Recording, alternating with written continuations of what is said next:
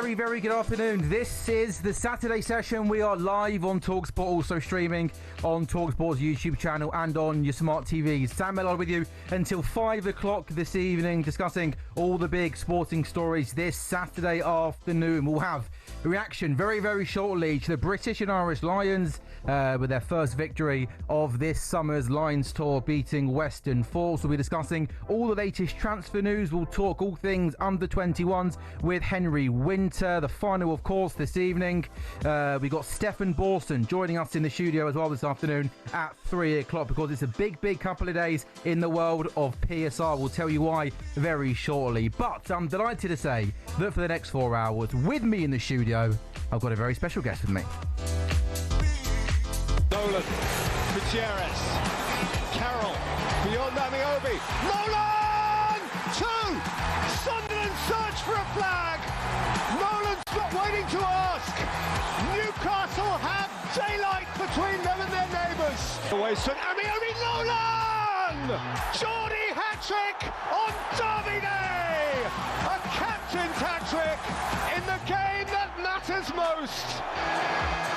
I am delighted to say that joining me in the studio for the next 4 hours, the former Bolton, Newcastle, West Ham midfielder, now Northampton town manager, Kevin Nolan. How are you, Kev? Good to see you. I'm really good, thank you. Yeah, brought a nice little smile to my face. That was nice to see you smile. Yeah. I mean, you know when it happens, Sam, you sort of don't get it, but then when you hear all them little replays and the way people sort of describe it in that moment, it sort of brings all them little butterflies back. So, As I was listening to those goals, I don't know why, I just had this image in my head of you doing the chicken dance and just doing that was vintage Pete Kevin Nolan, wasn't it? Yeah. I mean, I only look back now, and obviously because the kids are getting older, like my daughter's 18, she looks at me and she's like, "Oh my God, Dad, you used to actually do that," you know. But so, you feel a bit embarrassed about doing it now. But when you were then in the when would you say the prime peak of your career was it sort of towards the end of Bolton, going into Newcastle? Your kids must have been, were they, some of them not even born yet, or were they really young? We had Sonny in Newcastle. Sonny's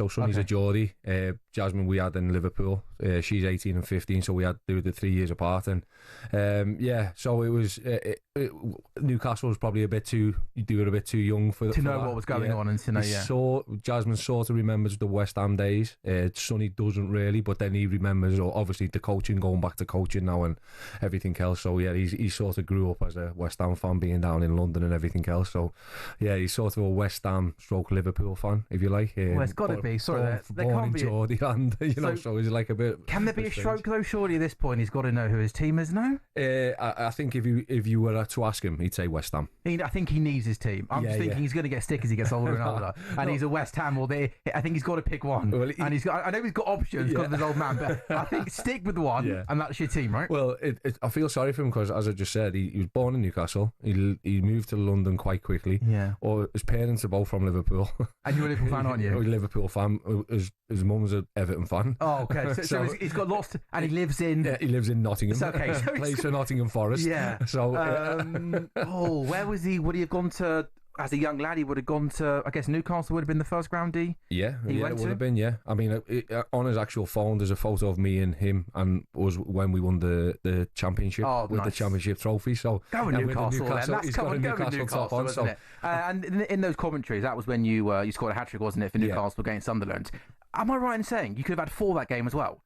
Did you have a penalty that game which you didn't take? Yeah. How did you not take the penalty? Well, you've got to remain in. I mean, also in them sort of moments, and even in the emotion, you've got to take that out of the game. It's got to be, it's pure business, and we wanted to sort of go in 3-0. Shola scored the goal. He was our penalty taker. He was our nominated penalty taker. I never get it now when I see players sort of, they're on 2. I'm going to take this penalty because I want to get me hat-trick. I think it's for pure selfish and selfish acts for themselves, and it's not for the team. So I wanted to make sure that we got in, and he's the best penalty taker on the field of play at the time. If he wouldn't have been on the field of play, I would have been. So you would have been back up, but he was number one. So that's why that makes more sense then.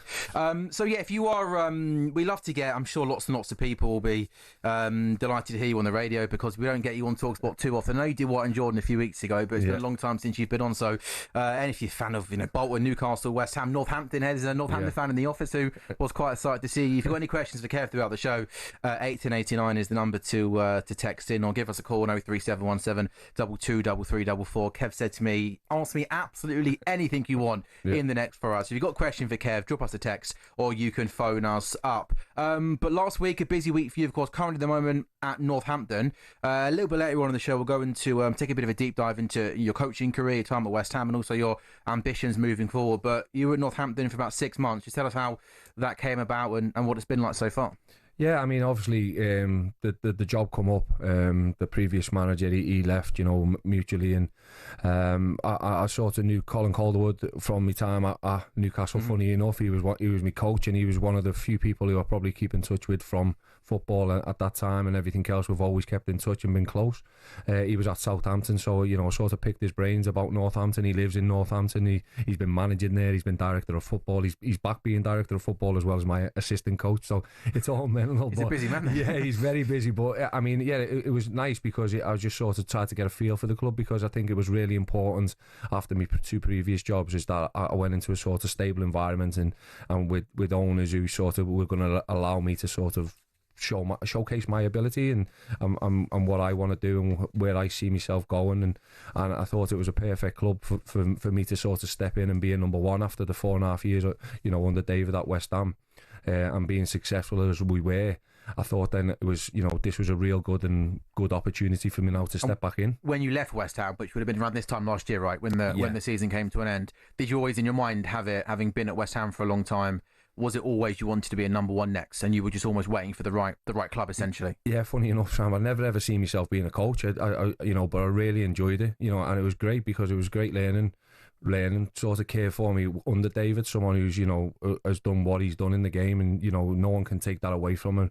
Over 1,000 games at the top level and everything else is incredible. And then to work with the likes of himself and then Alan Irvine and Paul Nevin, Billy McKinley, Stuart Pearce, Mark Warburton, and all the time you're just learning, and you don't realise until you actually go back into the job and you're the one sort of making all decisions and them key decisions, how much you have actually learned. And I actually take my hat off to David for taking a sort of leap of faith in me and giving me the opportunity to sort of be a coach with him and underneath him at West Ham.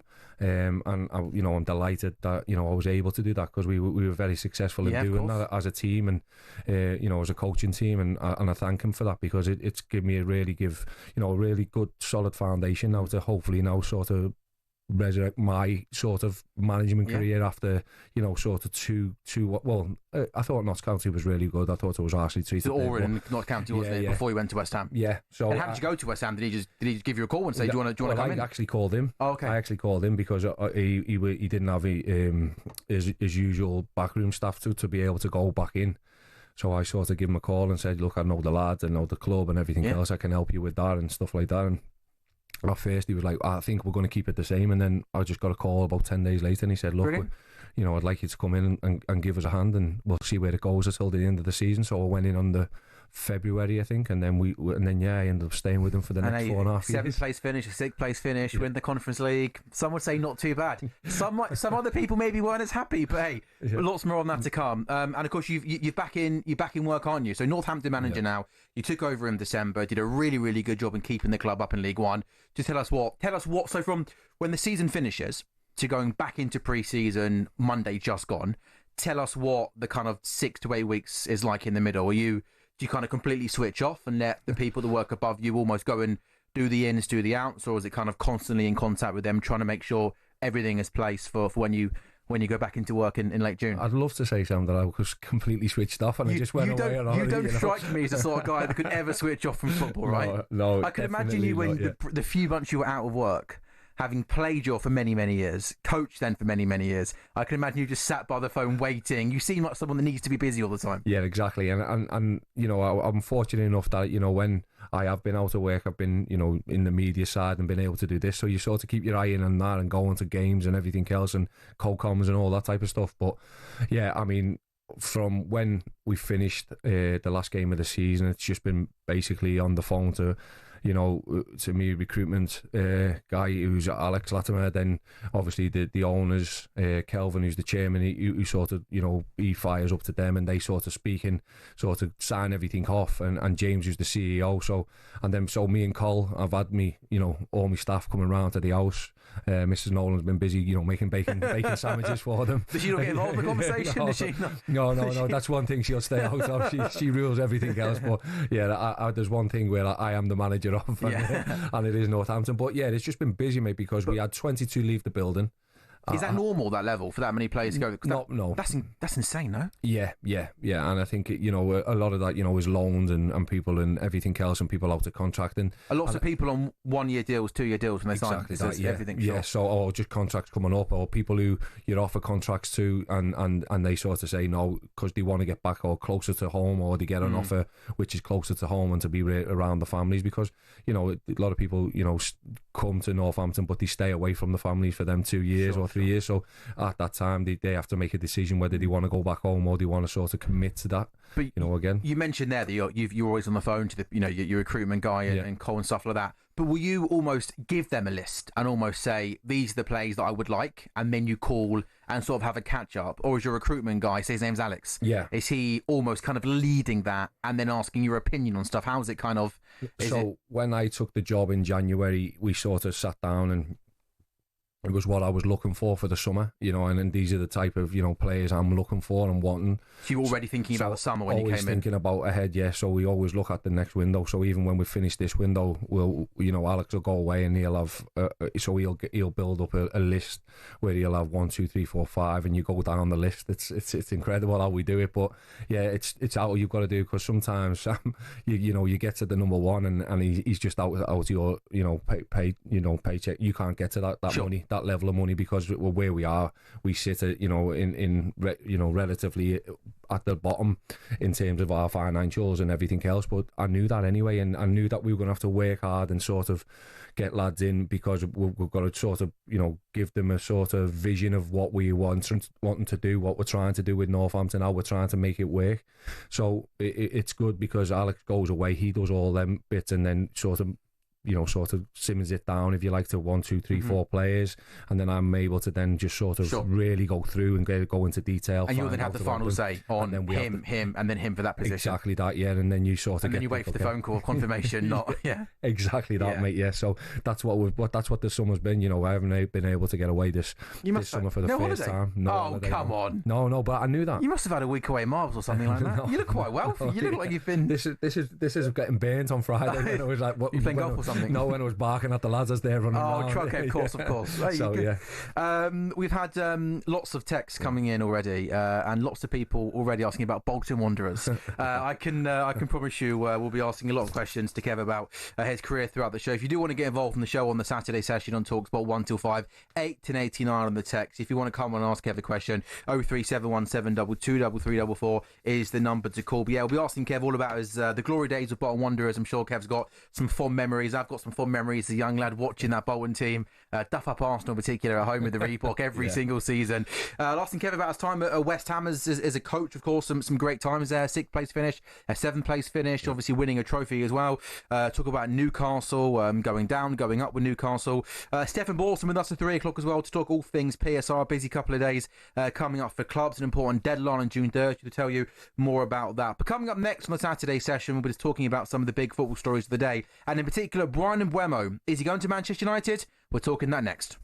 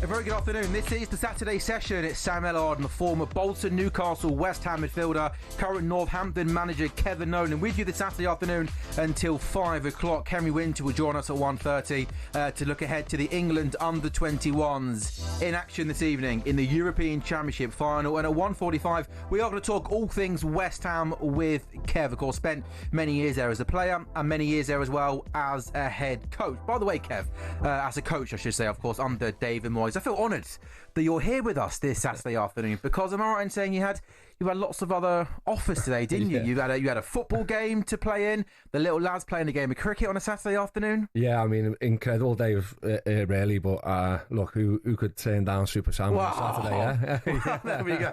A lot of people would have done. Yeah, to be fair, mate. No, we have I play football with the local Lady Bay where we live in Nottingham. It's all the local dads. We have a get together every Monday and Thursday and play football. It's between 7 and 10. Have you still got it? Yeah, half a pitch. No. It's well gone, but it just gets the sweat on. It gets you out there.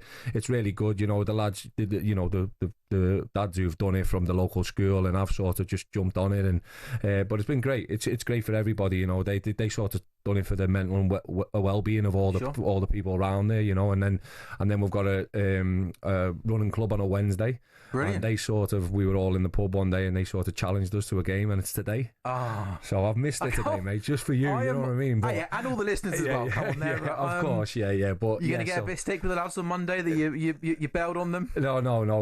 They were all right. I take it you're the only ex-professional in the playing, right? Yeah. I'm the only ex-professional. So as you can imagine, the running club are really delighted that I'm not playing today. But I'm confident that we can still get the win. And the little lads playing cricket as well? The little lad just started back up at cricket. Yeah. So he finished football this week from Forest. So they've gone down now for the summer. So he's gone back into his cricket. He went and bowled a few overs on Thursday. Had a little bat, and is then he quick or is he bowling a little bit? He's a quick. He's quick bowler. He's now growing.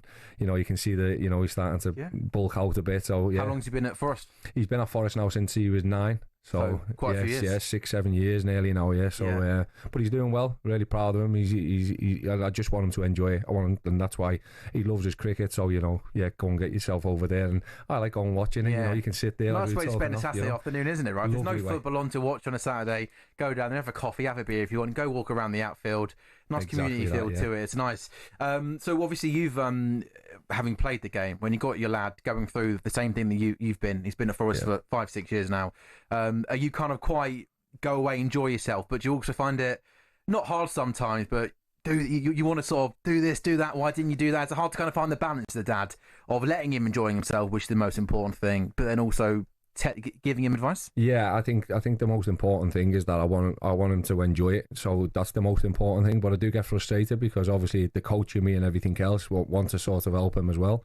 But I'm not a shout on that. I never shout at him. I sort of give him a little bit of a G up if I think he can do a little bit more. But that's more than anything. And then at the end of games, if he wants coach or he wants dad, whatever way he wants it, I'll go either way really, and I'll tell him if there's things what he can work on, and normally the bits what I'll tell him he works on really well, and I love seeing him play with a smile on his face, and that's the most important thing. He's probably a better player than me when I was his age, but I think I was a bit more aggressive than him. If you like, he's not. He hasn't got the aggression. He's like a 10 sort of. He can play centre midfielder as well. So but I want him to be able to do all of it. This might be a really hard question to answer, but he's 15. He's been at a club for 6 years now. Do you know roughly the percentages of 15-year-olds that are playing in an academy at a Premier League club that would go on to make it in the Premier League or even lower down the leagues? I'll probably say it's about 2%. Probably. So it's incredible. I think it would be very, despite very low. being at a club for 6 years, it's still it's still so hard to then go on and do it. Yeah, of course. Even playing lower down the leagues professionally, even if it's like League 2 football or conference football, for argument's sake. Well, look, I mean, you can earn a really good living now. When you go down to them leagues now because of the money what's getting paid and banded about. So it's great for these lads now because they've got really good opportunities. What you've got to do is, I think, and that's what I always tell my boys, you've got to work hard. You've got to earn it. You know, it's like anything in life. You've got to earn it. You here, Sam. You know, you being here, how long you've been here.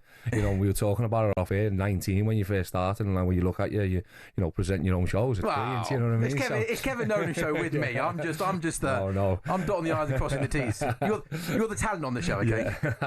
I don't know about that, but no, it is, and you know, you've got to earn your stripes and everything, and then when you get opportunity, you've got to take your opportunity, and that's the same in football. You know, you once you get opportunity, you've got to take it and then relish it once you've got it, and then obviously work harder and that's what I say to him all the time. It's about your hard work and wanting to do well, and you gain you know, good outcomes because of that. And then it's also kind of him having something else in the back of his mind as to what he wants to do. Yeah. If it doesn't work out, almost having a backup plan. Exactly that, yeah. So, you know, his education's really important to us as well. You know, as, you know, a mum and dad, that we always make sure, and he's in a great school in South North now, which is, you know, you know, well, right on top of him, you know, so if there's like a little bit he's out of order, he's not getting away with an email no. or you get a text, which is great. You know, we like it, and you always know when he's coming out of school that you're going to get a text at some point or an email, because he's like a bit more, you know, sheepish, yeah, you know, because we've all been I've been there, yeah. I was going to say, it's only a few years ago. Yeah. So, yeah, but he's, no,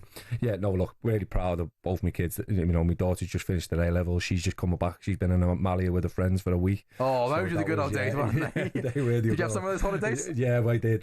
Yeah. I must admit. I was anti when I was 18. I done Malia, Kavos, I think. Oh, good times, right? Magaluf. Magaluf, early doors, yeah. But she's come back, and yeah, it was nice to see her come back, and she was safe and sound and everything else, because obviously, you know, daddy's girl, you wanted to come back. Suppose you let go. But no, I've got no choice in that. You know, my wife and her, yeah, she does. If it doesn't work out for what's your lad's name? Sonny. Sonny. If it doesn't work out for Sonny, maybe you could go be England's next quick fast bowler. Well, right? I mean, maybe, you know, with Bazball nowadays and everything, fast tracking young lads, he could be the next Jimmy Anderson. You never know. Yeah, I mean, he loves his cricket as well. You know, and to be fair, I've only really got into it since he's got into it. That's a great sport, Kev. You've been to Lords before the Oval? No, I haven't been to Oval. Oh, we got to go. It's beautiful, especially now with you've got the Test series here with India. Brilliant. Day at Lords, day at the Oval, brilliant. And I think with obviously Brendan McCullum's taking over as the head coach, of course, yeah. And he sort of changed the philosophy, the culture. They call it Bazball. Yeah, of course, yeah. Ketball, they call it in Northampton, apparently, you know. And it's really entertaining. Go out there, express yourself. And it's really interesting. I actually do wonder. I wonder if any football teams have looked at what he's done with the cricket team. Yeah. They won one Test in 19. Before he came in, and that's for England. To be fair, I've followed them, and I must admit, you know, and since him and Stokes have taken over, they've brought, I think they've brought the, you know, the individual of who was sort of, I'm not too sure about Test cricket, I'm not too sure. 100%. You know, I watched a lot of 2020, I watched a lot of one days. We all got. You're a part-time English, part-time fan. Exactly. The purists are going to hate you, Kev. Yeah, no, I know exactly, but I'm getting, you know, drawn in, and I watched the first Test, the Indian. It was a belter. It was great, you know, and I watched the. But because obviously we've got Trent Bridge on our doorstep as well, so I'll get to Trent Bridge quite a lot, you know, watch the Rockets and everybody else, you know, and I know most of the lads there, and, you know, but Jake Ball, who's just left and everything. Oh, great, you make the players. Big Luke, Luke Wood. So, good. So, should have got one of them on the show, mate. You should have got Luke Wood on the show. Talk a bit of cricket. What's going on here? No, but well, Luke Fletcher is one of my big mates out in Nottingham, who's there now, and he's doing the women's team. Okay, so he's going into coaching and doing the women's team, which hopefully, you know, that's his first sort of you know, step into coaching. So cricket is now becoming another love of mine, which I enjoy, and it's something different, you know, as you just said before, you know, it's not always football. Sometimes it's nice just to take your eye away from it, because obviously doing it every day, watching it every day, sometimes you need a bit of a break, switch off, do something different and support something different. As if I couldn't like Kevin Nolan anymore, I now find out that you're a massive cricket man. Yeah, I like you even more. It's just coming up to 1:30 on this Saturday afternoon. Big game tonight, Kev, isn't it, for the England under-21s? I know you've had some coaching time, haven't you, over the last few months with the England under-20s, but the England under-21s in action this evening in the European Championship final, taking on Germany. Coming up next, we're going to head over to Slovakia. Henry Winter, familiar voice on talkSPORT, top journalist. He's there. He'll give us the lowdown on the big game this evening.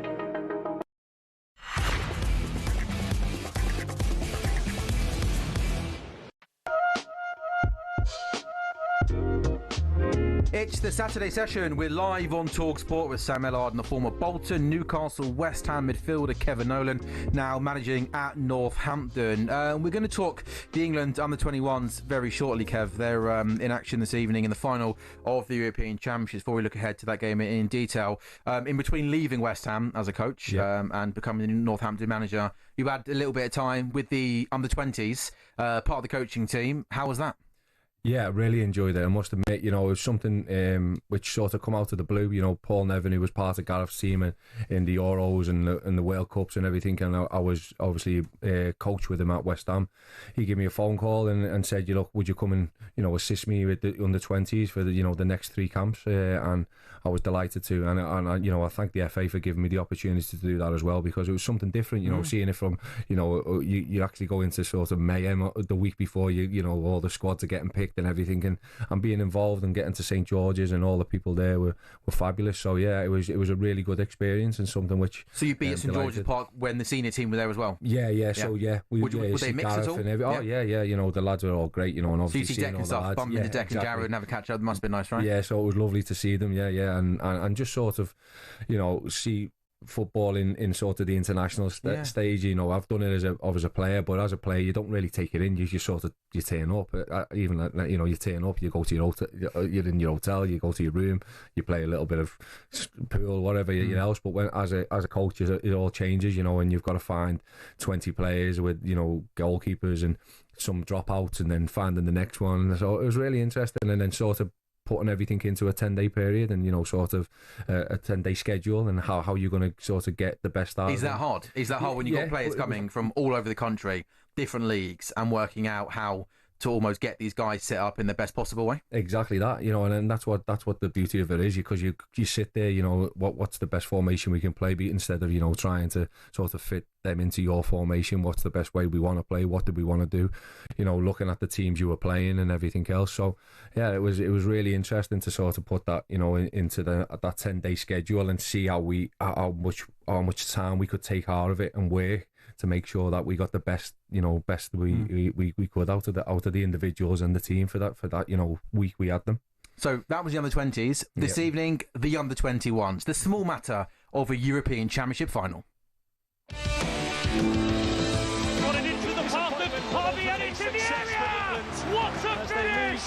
Harvey Elliott lashes it home for England! And England's young guns are through to another final. The holders of the under-21 European Championship will have the chance to retain their trophy. England go through to face Germany in the final on Saturday night.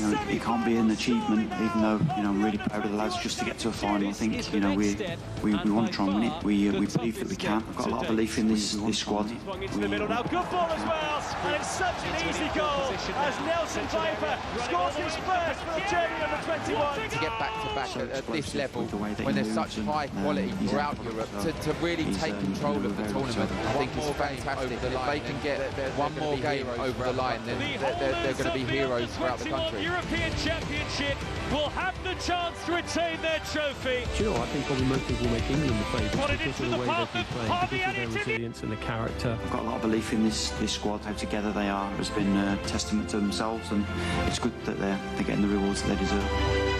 We cannot wait for this evening. Both the England under-21s and Germany under-21s are looking to win a fourth European Championship trophy when they lock horns in the final tonight. The Young Lions bidding to retain their crown, but they come up against the Germany team who beat them 2-1 in the group stage earlier this month. England ended a 39-year wait for the European Championship glory when they triumphed back in 2023 and are now seeking to become the first nation to retain the Euros since Spain did it in 2011 and 2013. Here's Lee Carsley hoping to make history. Well, hopefully it'll have some correlation to the last group. I think we've seen that from 82 and 84, the players that won them competitions went on to get senior caps. I think it definitely helps that they've got that experience of winning with England. We definitely believe that they can. Hopefully they can perform tomorrow night and win a second European Championships. It would be great for them. Like I say, I've got a lot of belief in them. They're an exciting team. They're really together. They've grown as the tournament's gone on. So yeah, hopefully they get what they deserve. Yeah, they got through second in Group B before beating Spain in the quarter-final and then got past the Netherlands 2-1 in the week. So it's England, it's Germany. It's live on talkSPORT this evening. It's an 8 o'clock kickoff. Delighted to say we can now go over to Slovakia, and joining us on the show, top journalist, a familiar voice on talkSPORT, an all-round good guy, Henry Winter. How are you, Henry? I'm very good, Sam. How you doing? Hi, Kevin. Hi, Henry. You okay, mate? Yeah, very good. Henry, just set the scene then. We're what, sort of 6-7 hours away from kickoff. You've been in and around the team for the last couple of weeks. Is it a relaxed vibe ahead of the game this evening? They are very relaxed. I mean, they're relaxed and focused. And you've seen in the games they've played when it's been difficult, the Germany game apart, that they've responded. I mean, they kind of throw away a goal in the last game against the Dutch, and then Harvey Elliott goes down the other end and scores, and then Elliot Anderson closes the game down. And so it's probably not the greatest generation of players in terms of squads. There's a very good generation of players, as Kevin knows. He's been working with them. But there are probably about 10 or 11 players who are eligible for this age group who are not here. I mean, both Bellingham's for a starter, Cole Palmer, Levi Colwell. There are a lot of Noni Madueke, a lot of talent which could be out here, isn't out here for obviously because they've moved on to the seniors or Club World Cup or injured.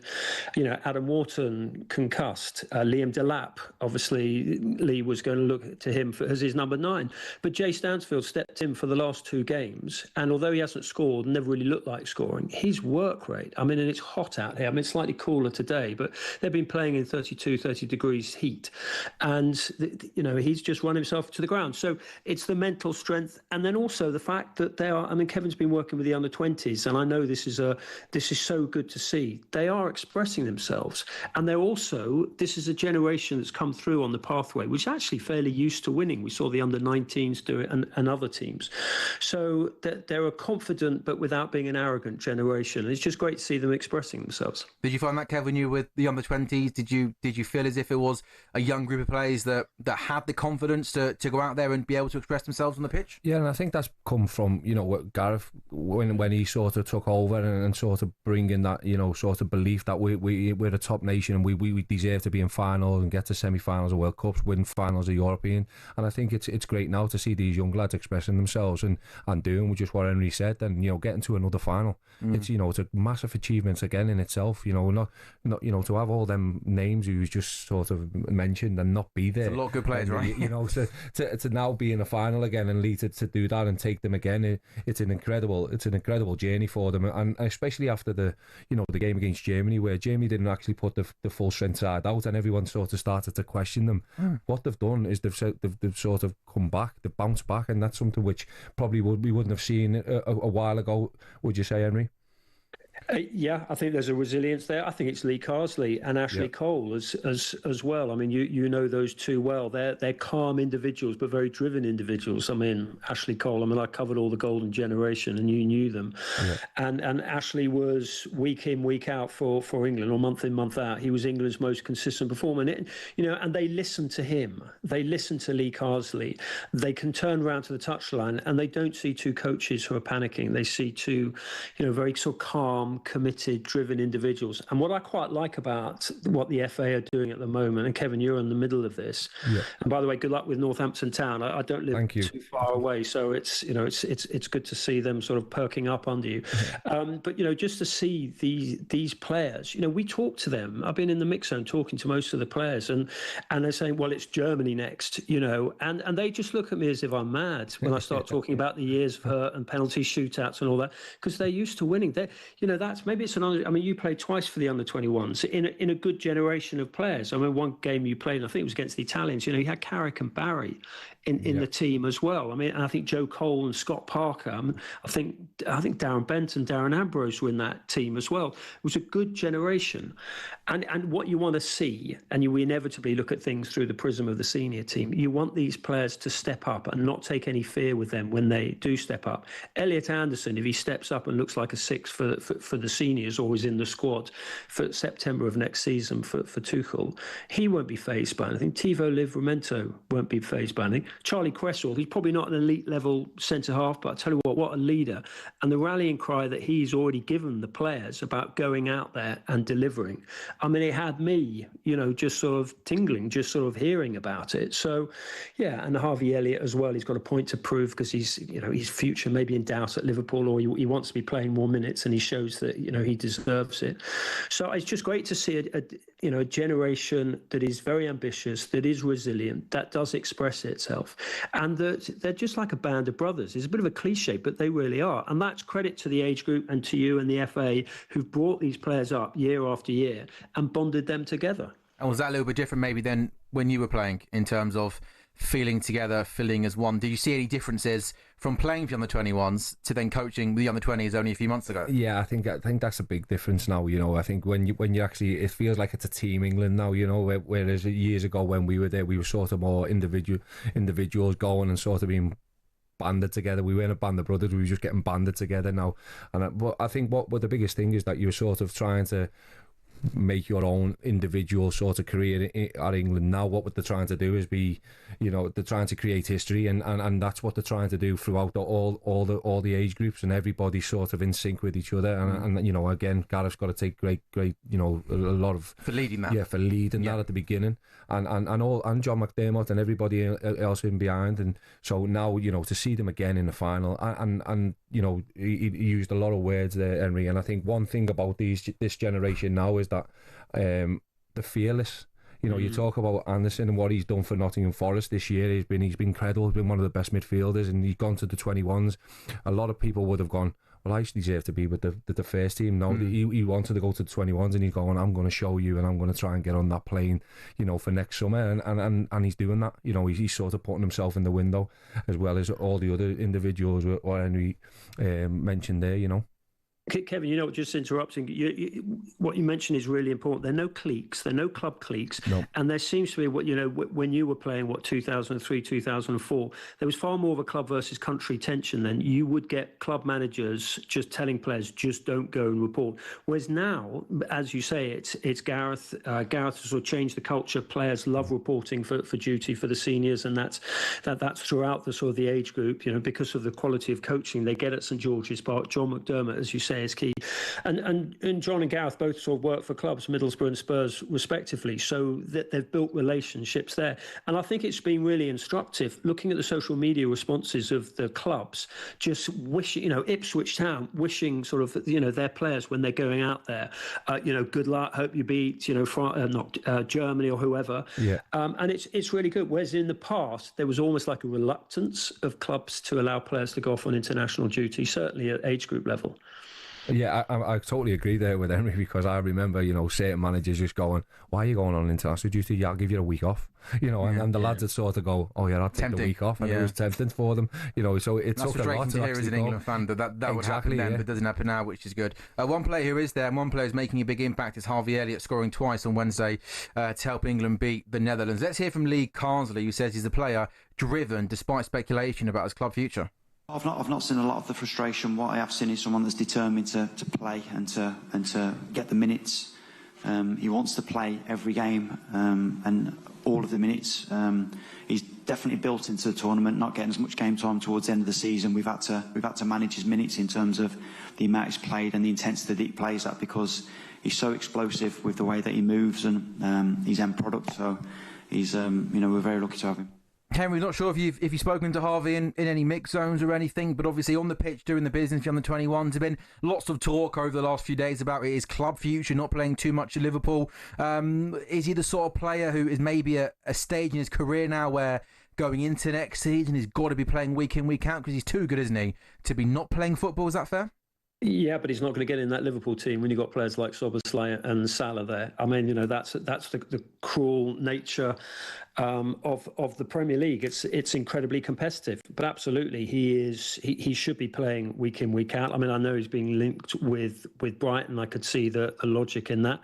I mean, what he has been so impressive here, obviously on the pitch, the 4 goals, his work rate has been superb, but off the pitch as well. And I know this is something the Football Association and also the clubs like to keep tabs on, how they are as characters. How can they cope? Because for some of them, it's probably, I know some of them play overseas, like Charlie Cresswell in Toulouse.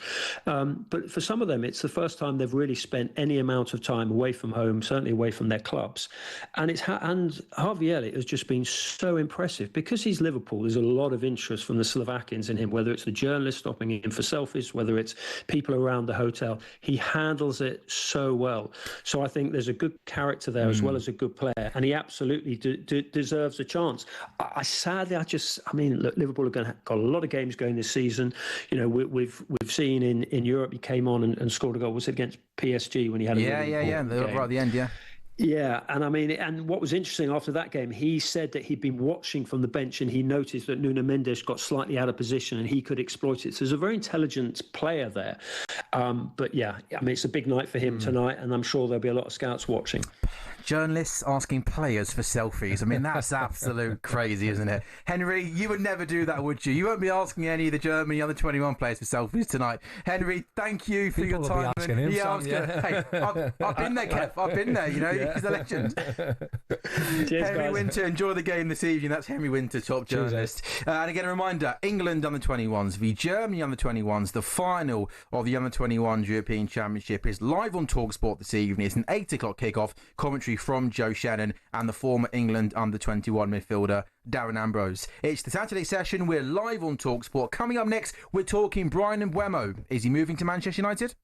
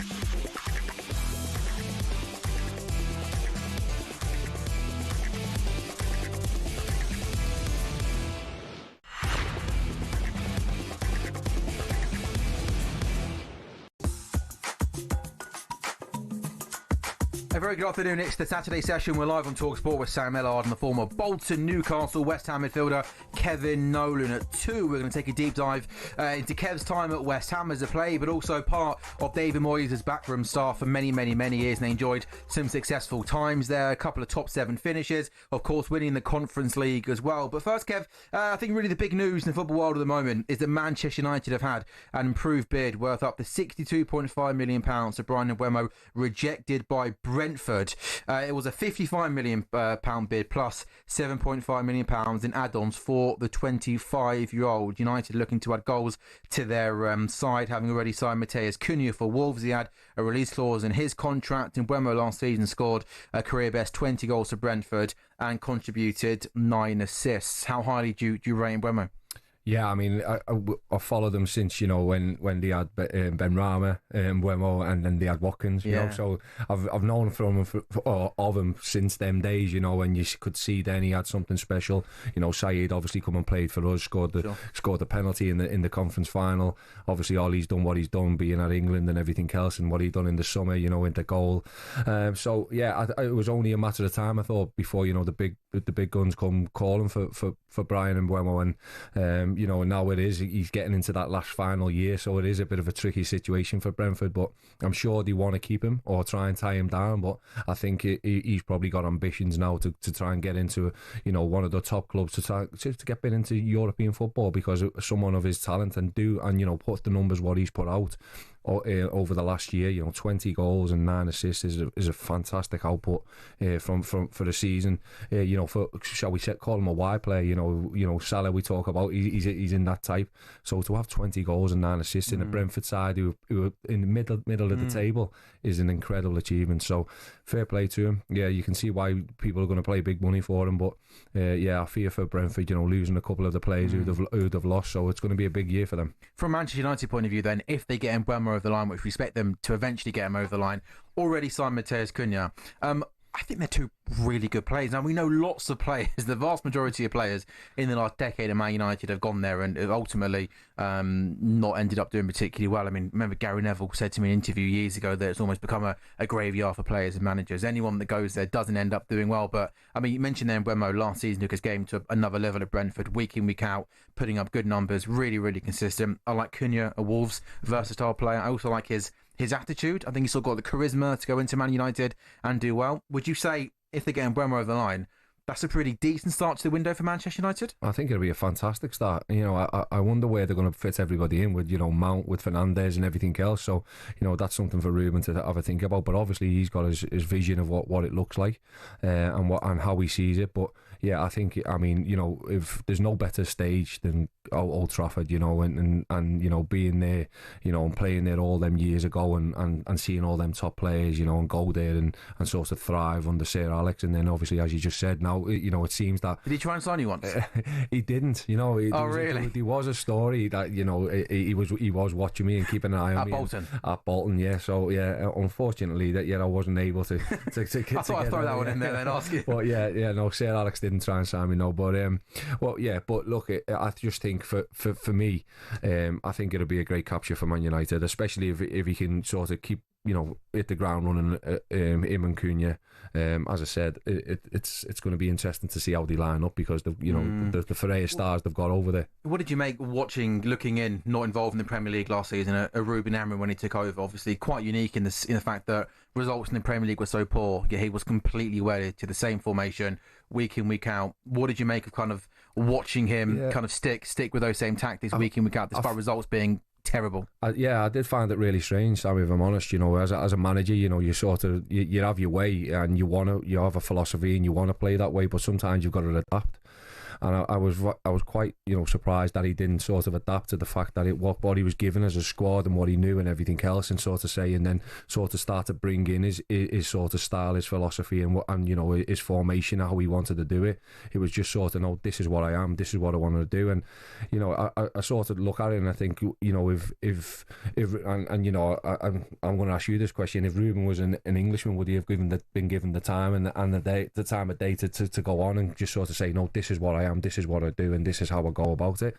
And I find that, you know, sometimes the frustration that we don't get the opportunities of what, you know, sort of the foreign managers get over here and everything else, and the time and everything else. So you think he's quite fortunate to still be there then? So I believe he is, to be at Man United. Despite though inheriting, I know he didn't improve things clearly, but you think despite walking in mid-season to an absolute mess of players that clearly nowhere near good enough, he had to play pretty much every single 3 days. Do you not have some sympathy almost that whether he's English or foreign, maybe deserve this summer to almost get rid of the players he doesn't like, try and bring some of his own players? I almost felt, despite him taking them almost down from what Ten Hag, I still felt as if any manager in that situation almost deserved the summer to get away, have a pre-season and bring in his own players. Yeah, no, I just thought, what I was sort of trying to say is that I just thought that he could have sort of handled the whole of it a lot better. I thought, he's charismatic, isn't he? He's very good. He's very good with the media. He keeps it away. He'll sort of throw something in just to sort of take it away from what's going on the field. And I thought he handled it all brilliantly well for someone, you know, who's a young manager, up and coming. I just feel now that he's going to be judged now in these next 10 games in the Premier League, and because he's been so sort of stubborn and stuck with this is what I am. He's got to get to a good start. He's got to get off to a really good start, and sort of everybody's got to sort of click into it right away and sort of get going. So look, I hope he does, because you want to see young managers, you know, getting better and sort of succeeding. So I really do hope it goes well for him. It's Saturday session. We're on talkSPORT. Coming up in the next hour, we will talk a little bit about Brentford and what's next for them. With the news this week, Keith Andrews is coming in. Bryan Mbeumo almost certain to leave. At 2:30, Topsy Ojo, former England international, will join us to discuss the Lions. Of course, the Lions earlier on this morning beating the Western Force to pick up their first victory of the Tour of Australia, beating Western Force 54-7. We'll hear from some of the players in the next hour, and Topsy Ojo joins us at 2:30. But coming up next on talkSPORT, we're talking all things West Ham. Kev played at West Ham for many years, was there as well as a coach under David Moyes. We'll get the lowdown on life at West Ham.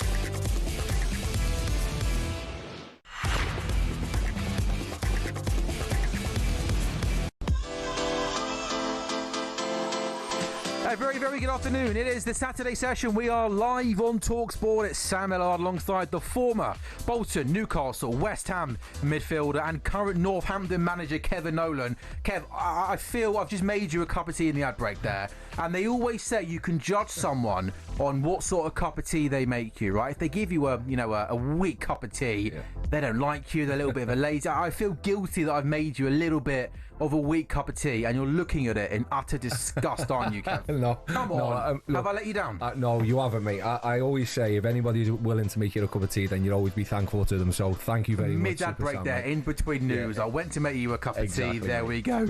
Saturday session with you until 5 o'clock this evening. We got 2 live commentaries to bring you on the talkSPORT network this evening. 8 o'clock, it's the big one live on talkSPORT. England under-21s taking on Germany under-21s in the European Championship final. Meanwhile, on talkSPORT 2 at 9, Benfica Chelsea in the Club World Cup in the last 16. If you missed it this morning, the British and Irish Lions eased to an 8-try, 54-7 victory against Western Force in the first game of their tour on Australian soil.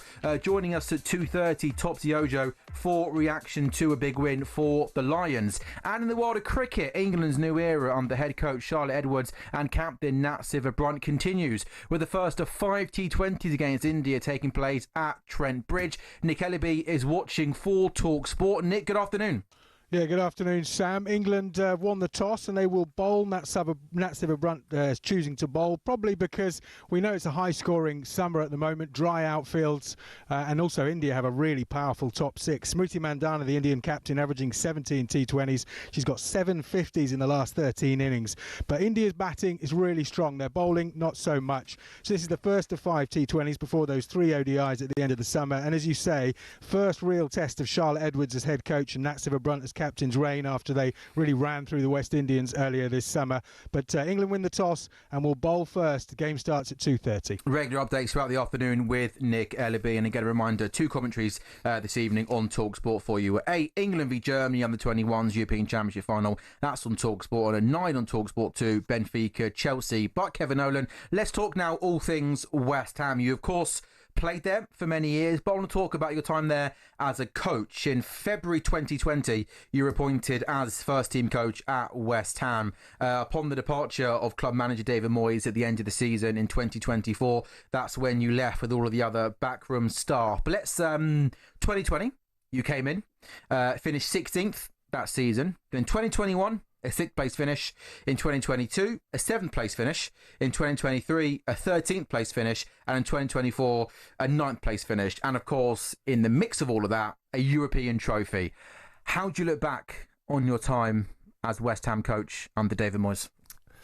Fond and splendid memories, and just thankful to David for giving me the opportunity, for Mr. Sullivan for letting me come back to the club to be part of the coaching team there. So yeah, I mean, it's a place which is special in my heart, West Ham, as all the clubs we have played for. So to go back and be able to coach there and do what we did, as you say, to keep them up that season wasn't no mean feat. We went into COVID that year, and it was playing without the fans, which was always going to be a struggle for West Ham when how fanatical they are, and they would have sort of got us over the line, we thought. But the lads done tremendously well to keep us up that year, and then to get them 6th, 7th place finishes, and then win a trophy and have the European adventures of what we did, getting to a semi-final, getting to the final, then getting to another quarter-final, and we were only knocked out by Leverkusen in that year when they went unbeaten until the final, and we were knocked out by Frankfurt in the 2 Europa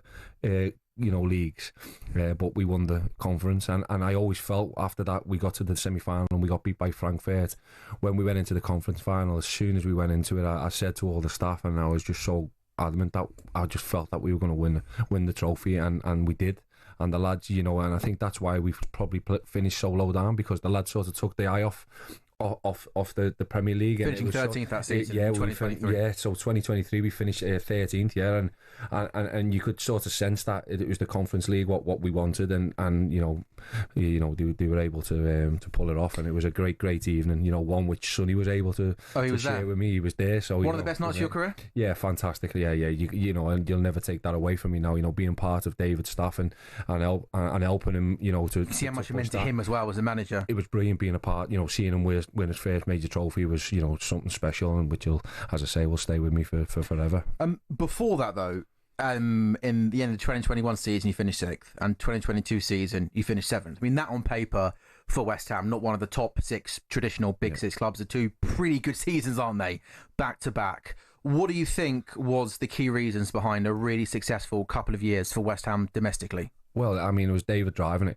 David every day he's relentless, and that's something which I've sort of took with me in my sort of pursuit now in my journey to be a manager. And it was never to stand still and to always keep pushing your staff as well as your players, and trying to the limits and get them extra little percentages, and he did, and he drove us all to sort of want to be better, to be better every day, and I think that's why we got to where we did, and we were able to achieve what we did, with him steering the ship, and all us being there to help him to do that was incredible, and to be part of. And as I said, you sometimes, Sam, is when you're actually in it, you don't realise how much you're learning or what you're doing in it. You just feel like you're on this sort of wave, and you're going with it. And then when you sort of come back and you come out of it, and then I've took this job, I sort of see, there's things which I looked at it and I was like, what is he doing here? Really? What's going on here?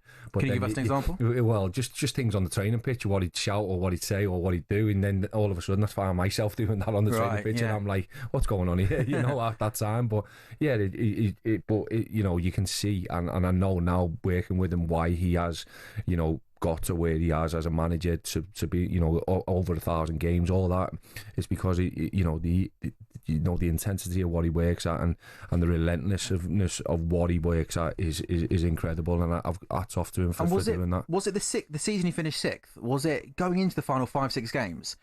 Did you have a really good chance of finishing in the top 4?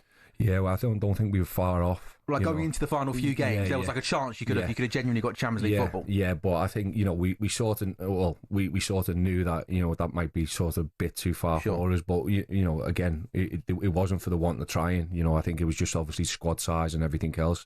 Sort of we accepted that. Was there frustrations though, in terms of to almost try and get to that next level? And we know what the big 6 are spending year in, year out. Was it almost just the funds weren't there to try and get to that next level? If I'm honest, see if the teams would have had the seasons they've had this year, the Chelseas, the Tottenhams, the Man United, the Man City. Yeah. I believe that squad probably would have joined in. You could have come top 4, yeah. I believe that, yeah. We were just unlucky that Liverpool, Arsenal, Chelsea, they're all having consistent, and Man City were being as incredible as what they'd been for them 4 years when they won it, on the bounce. So, yeah, I mean, look, you can always dream, and that's what always the biggest thing is, that we always wanted to push and keep pushing, and that was David, day in, day out. It was almost like reset and we start again, reset and we start again. So you're always sort of pushing everything and trying to break boundaries and create better times for the team and for the squad and for the whole of the West Ham sort of family, if you like. So it was incredible to be part of. Yeah, and then it from winning the Conference League in 2023. Yeah, he obviously had then one more full season. Yeah, where he finished 9th in the table, and it felt as if, looking in, that so much of that season there was almost so much discussion about his future at the club. About is it time to move forward? West Ham fans would argue maybe the style of play, they wanted something a little bit different. And of course, he ended up leaving at the end of that season where he finished 9th. Kind of being at the football club for that final kind of few months in particular. Did you feel as if maybe that you'd taken the club as far as you could? Did the outside noise hurt? Or was it easy to kind of almost just forget about that because you guys have been involved in the game for so long? No, it certainly is. I think did it hurt David? I think it did. I think it did. Yeah, he wouldn't be human if it didn't, because of what he'd done and what he'd given the club for so long. And I still believe if he was in charge, and I believe that season if he was given a new deal early on, we would have finished higher in the league as well. Because as a player, and as a coach and as a manager, when you're sort of told that you're not getting that deal, and we knew quite early, I think it was January, February, so you've got, you know, quite a few games to go in that season, and everyone's sort of looking back and going, well, he hasn't won a game in 20 games, or he hasn't won a game in 10 games. That, you know, you sort of take your eye off the ball, and although probably David didn't take his eye completely off the ball, he knew we were safe. You know, and sort of you know that you're sort of handing over your team to somebody else at the end of the season. The players also know that as well, don't they? Right? That you're not going to be there in 6 months' time. And I was just going to get down to is the fact that and the players know that you know, so that they've got nothing to prove to you as a staff no more because of it, and it's human nature. It's nothing to do with anything else. We had it when Sam left Bolton to go to Newcastle, and we had it when Sam left West Ham. You know, players sort of just, okay, well, I've got 6 months now, and then I've got to prove to a new manager that I'm worthy of being here, and I think that's what that ninth place finish is sort of not where we would have been if we were still in that sort of stability of keeping David and moving forward with David. Were you surprised in January when you found out that you guys weren't going to be there next season, given the fact you won a trophy 6 months earlier? Not really, not surprised, no, because obviously we were well aware of all the noise and everything else going around, and people, you know. Did that surprise you? The outside, yeah, the fan reaction surprised you, and the fact that people were talking, you know, the director of football, I think that's what hurt David more than anything, was that, you know, they were talking to other managers and stuff, and that was getting leaked to the press and everything else. So a bit disrespectful. I think, yeah, and I'm not too sure how it come about. I'm not too sure, because I don't want to sound ill of the ownership, because the ownership's been brilliant for the club and everything else, and David Sullivan has been fantastic for me. You know, David Gold and the family have been brilliant. So you know, I've, you know, for me personally as well. So it was probably a bit upsetting for David, you know, and you can see why, you know, and there's a human element to it, you know, where you think, you know, I've been working my socks off for the last 4 years, done really well, brought you a trophy, and, you know, this is where it sort of ends, you know, and I did feel sorry for David in that respect, because I think he deserved a lot better. It's a fascinating conversation. We'll take maybe a very, very quick break, and maybe I've got a couple more questions to ask you about West Ham on the back of the break, because it's a fascinating conversation, and I was happy that at least David kind of got a big send-off, didn't he, at the end of the season, because it was announced, wasn't it, right before that he was going to get that. We'll take a very, very quick break then. Back on talkSPORT on the Saturday session in a couple of minutes' time. They'll carry on the conversation about West Ham.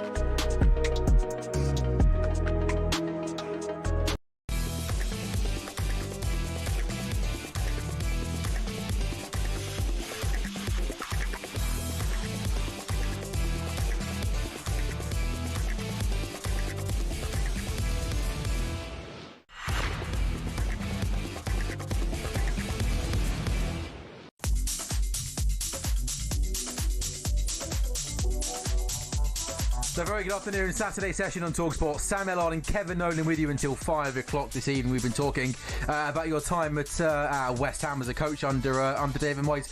Conference League, you go and win it. Come on, celebrations. The party. Yeah, was it crazy?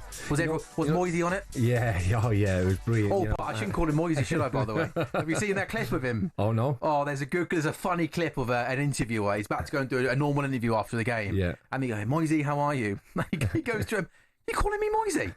I have no idea who you bloody are. He has a massive go at him. He's like, you don't know me well enough to call me Moisey, so I better call David Moyes. talkSPORT's David Moyes, by the way. Yeah. He's on talkSPORT quite a lot, part of our team for the Euros, you know? Yeah, he's starting to do it now a lot more. There we go. Yeah. No, I mean, look, it was an incredible evening. You know, obviously to score in the last minute, Jared going through. Limbs. And I just remember it, like, he turned round to me, and I always used to be on the screen, and you know, I'm looking at the screen thinking, he's not offside. But because we were sort of on the eye line, I sort of knew that he was onside, Jared, right away, but obviously they were waiting and had to go. You were the only person in the world who knew that he was onside. And I was thinking, well, I know I was hoping, Sam, because I went, yeah, he's onside, and he's obviously just gone. The boss has just gone and just, you know, celebrating, which was we were all delighted.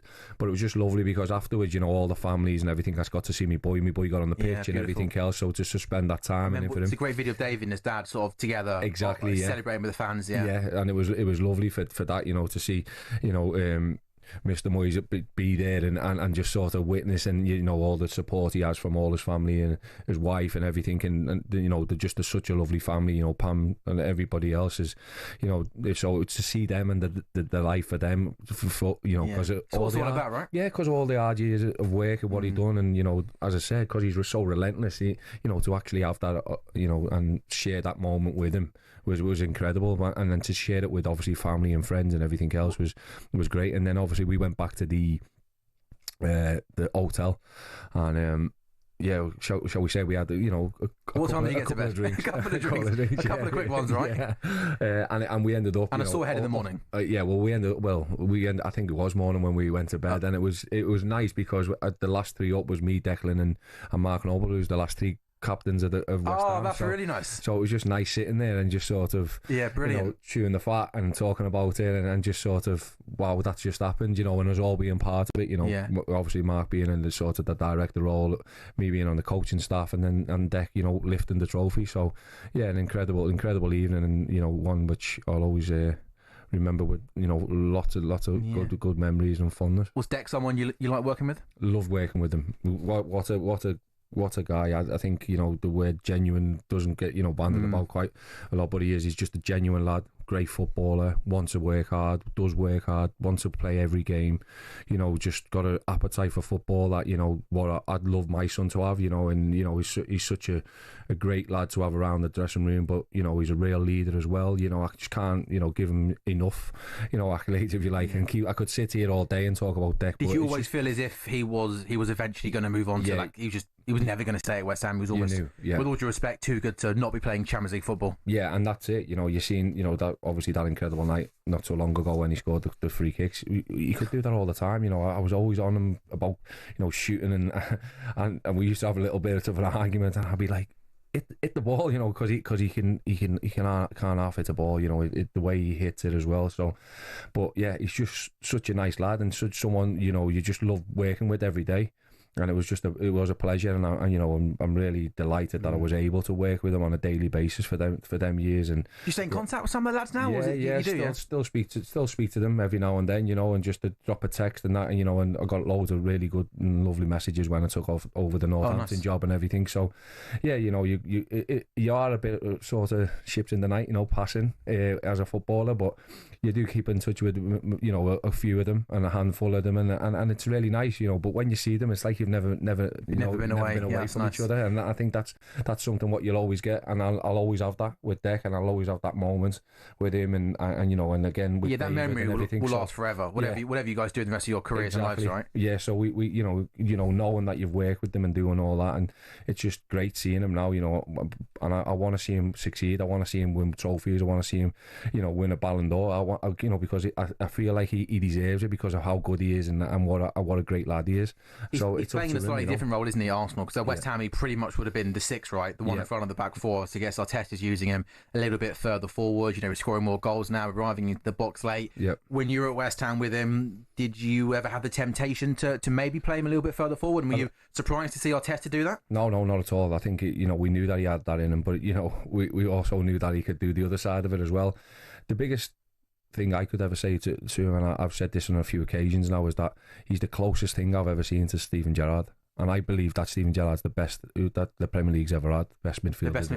The best midfielder, the best complete midfielder for goals, everything else, and could put him anywhere in the pitch, and he could do a great job, and that's what Deck can do. And I think he's the closest I've ever seen. He's still got some ways, I think. Yeah. No, probably got some way to go though to get to. I'm talking about everything, and all the attributes, his attributes, the way he runs, all that, all the style, and you can put Deck right back like you could do with Stevie and everything else, and he'd do a job for you. Just final one briefly on West Ham next season. Are they in good hands under Potter? I hope so. Yeah, I hope Graven, Billy and Bruno, they, really good guys, and I want them to succeed. We've had a bit of time now, at the end of the season now to assess the squad. Really looking forward to see, who they recruit in the summer. Hoping that they'll help Northampton out too with a few loans. Oh, is it one of those ones? Is it a little phone call to the owners? Yeah. I'll have him and him. If I can, please, could you help me out with these? But no. Have you got? Can we have a worldwide talkSPORT exclusive? Have you got a name for us that you're trying to get down to Northampton? Not at the moment. No, come on. No, because I don't want to. Between now and 5, can you please? Can we get a name? Everyone else aware of them, Okay, fair enough. There's some hidden gems there that are good. Of course, and you can see them doing a job first game. Wigan away first game. Wigan away first game. Yeah, Bradford first home game. Make sure you get them in soon. You got little trip coming up, haven't you? Of course, There we go. Good stuff. This is the Saturday session. It's Sam Ellard and Kevin Nolan on talkSPORT with you until 5 o'clock. Up next, we're going to turn our attention to the world of rugby union, because earlier this morning, live on talkSPORT, the British and Irish Lions were in action, and they got their first win of their trip to Australia, beating the Western Force. Tob Zioso joins us live next on the Saturday session.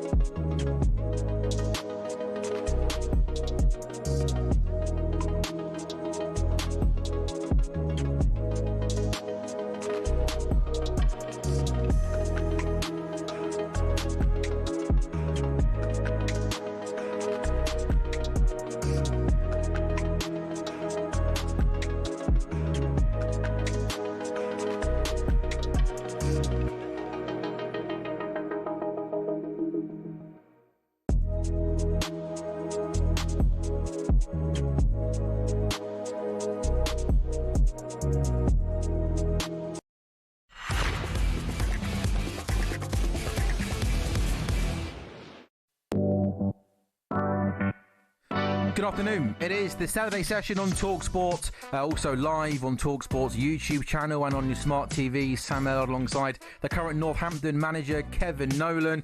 Lots of great reaction, Kev. Lots of West Ham fans getting in contact about the chat around West Ham. Alan's texted and said, all right, lads, thanks for the West Ham chat. It doesn't happen very often, but you just brought a tear to my eye. So he's been enjoying the reminiscing on some great memories on, you know, West Ham winning a trophy and some of the good times. But that must make you happy knowing that you would have had such a big impact on so many people with that night winning the Conference League. Oh yeah, definitely. You know, delighted to hear that, you know, that there's people listening and they're enjoying the chat, you know, because sometimes you never know. Get a little bit of stick, right? There we go. So it's always nice when, you know, you get some positive feedback. So yeah, I'm glad that we could bring them, you know, them memories and give them them memories and give them them times. And hopefully we're not done there, you know. I've been a player, been a coach, so you never know. Happy days, promotion this season for Northampton. Here we go, let's do it.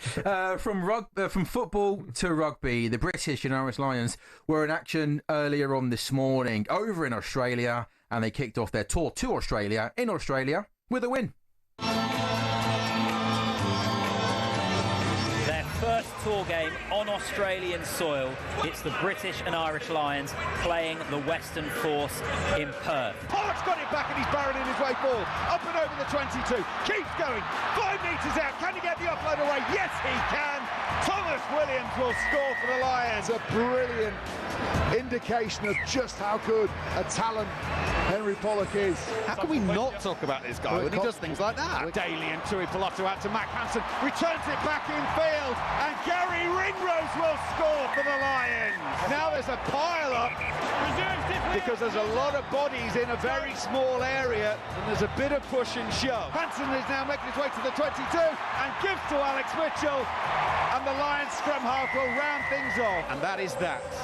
Western Force 7, British and Irish Lions 54. Yeah, the British and Irish Lions easing to an 8-try 54-7 victory against Western Force in the first game of their tour on Australian soil.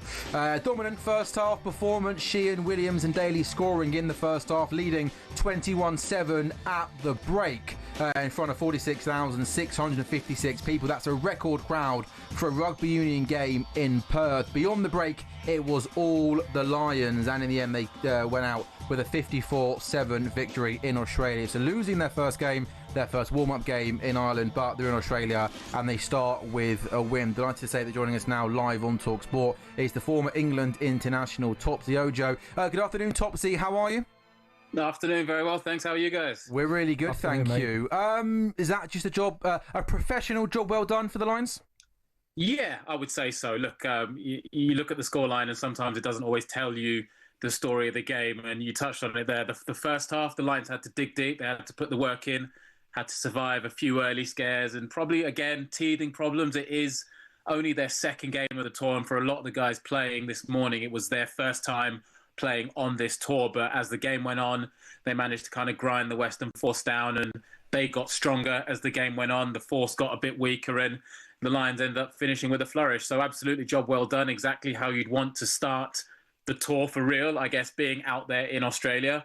And it's on to the next one on Wednesday. Yeah, so he made lots of changes for this game from the first game. Of the players that came in, who stood out and made the best impression? Well, there were a couple for sure. I think Dan Sheehan, again, his first game as a Lion, his first game as captain, kind of reinforced his credentials as a guy that's going to go on and start the test. I think Joe McCarthy in the second row was brilliant. Josh van der Fleer and Henry Pollock, who were wearing 7 and 8, very, very good. Finn Russell at 10, outstanding. And I thought Mac Hansen as well, wearing 14, was very busy, got about his work very well. Again, there's always a few mistakes here and there, but those guys for sure were probably the ones that stood out for me.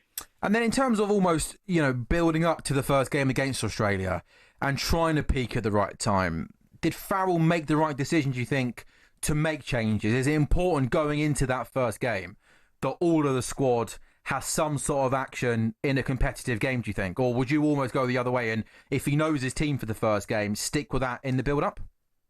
No, well, this is where kind of the games of the tour start to really come into effect. And look, most of the players that played to this morning were still playing for their clubs in finals last weekend. Sure. So you need to give everybody their first involvement out on tour. Now he's had a chance to look at pretty much everyone, apart from maybe 2 or 3 starting.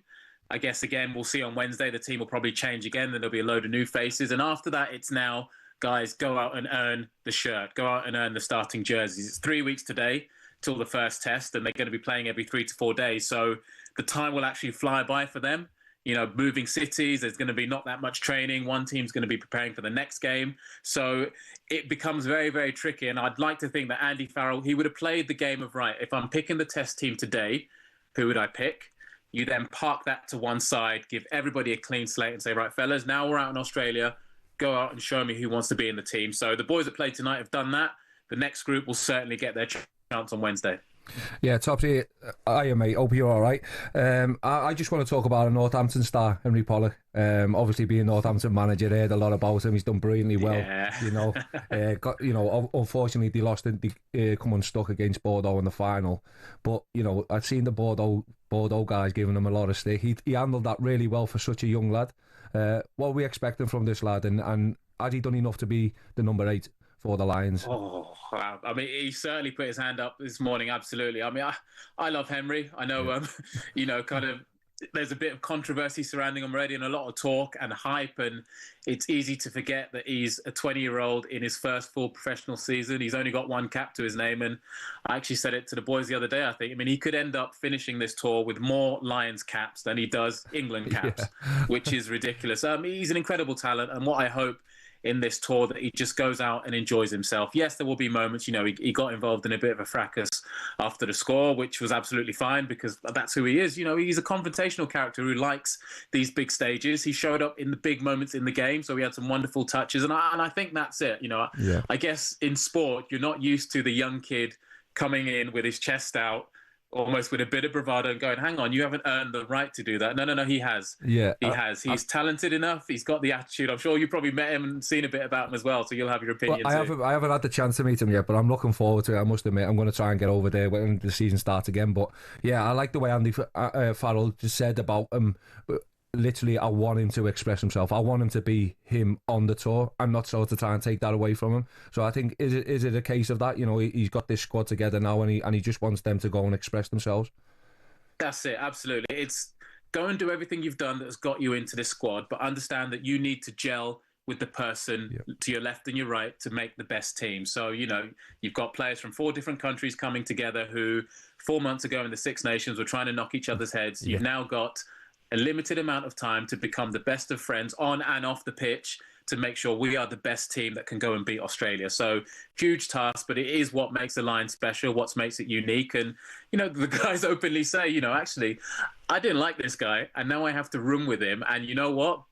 Away from that, he's a really decent guy. And again, that's what makes these tours so special. Yeah, can't wait. Did you ever have that, Kev? You ever have to room with someone at one of your clubs so you thought, goodness me, not him? Well, funny enough, that's what the England used to be like. Okay, when we were all battling against each other, so that's what it was like. So, when you were playing with England, pretty similar, yeah. Topsy, how close do you think Farrell is to knowing his team for the first game?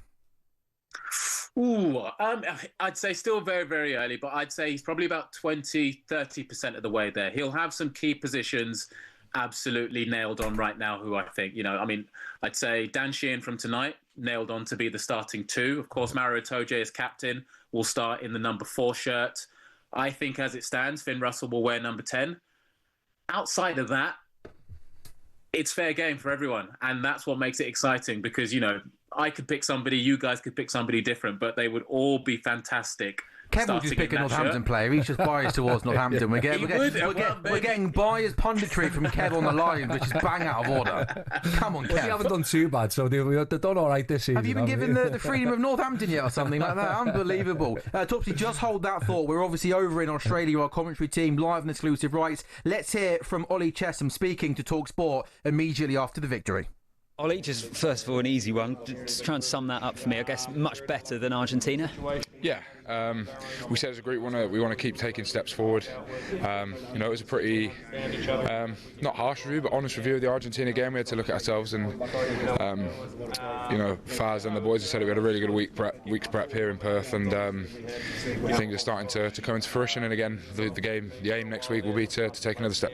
How was it being on the bench and obviously just itching to get on, having to wait for your moment? I hate it on the bench, right? It's I don't know, it's just a bag of nerves waiting for you. You never know when your name's going to get called, but then when your name does get called, I was so excited. It's a live stream to play for the Lions, and so to have achieved it tonight, and in the fashion that we did it, I'm obviously very pleased, and I'm sure my family are back home as well. And how important is it as well to feel like you are putting building blocks in place to get to where you want to? I guess this will give you the encouragement that what you are doing is working. Yeah, it will. But then, in the very same breath, as always, probably with sports people, there's always room for improvement. There's always going to be things we can look back on.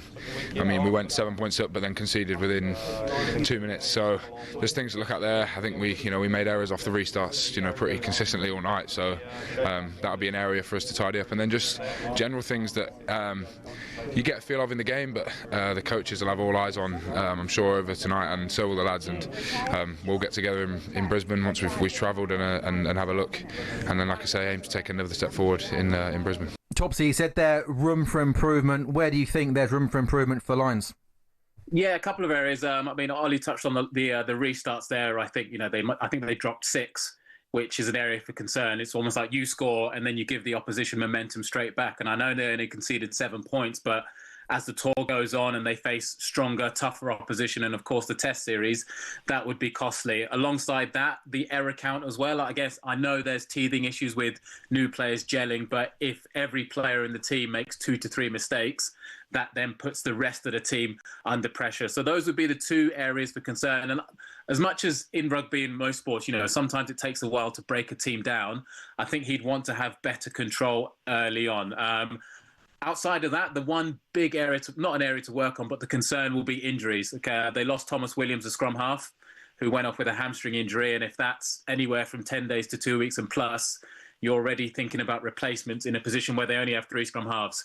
So they'll want to get a quick diagnosis on that, because all the other scrum halves are in different parts of the world. You've got, I think, Jack Van Poortvliet in Argentina with England. Ben White is in France with Toulon, his club side. So if you need a reinforcement, you want to be booking a flight quickly to get them up to speed, because that's one position you need to manage, because there's only 3 of them. And Topsy, for those watching on talkSPORT's YouTube channel or on your smart TVs, you've got a little bit of memorabilia there in the back. Tell us what you've got there in the front room. Yeah. Well, Alfie, who's out there, talkSPORT's Alfie Reynolds and myself, we're hosting Lions Uncaged, so twice weekly. So I had to represent with the Lions jersey that side. Sorry, pointed the wrong way. It's got cameras. No, you got it. And my old club, London Irish, who I played for 16 years. So again, wearing the green shirt, you hope to put on the red shirt. You obviously green shirt from club to the England shirt to the Lions. Different for all of us from our different nations. So yeah, the Lions one is the dream, and obviously great watching the guys out there live that dream. From the youngest to the oldest. Yeah, no, of course. So is that when you were playing with England and playing for London Irish? Is that something that's always in the back of your mind? Trying to peak at the right time for a Lions tour. Yeah, absolutely. I mean, they're only every 4 years, and you do want to time those runs, and it happens for some guys.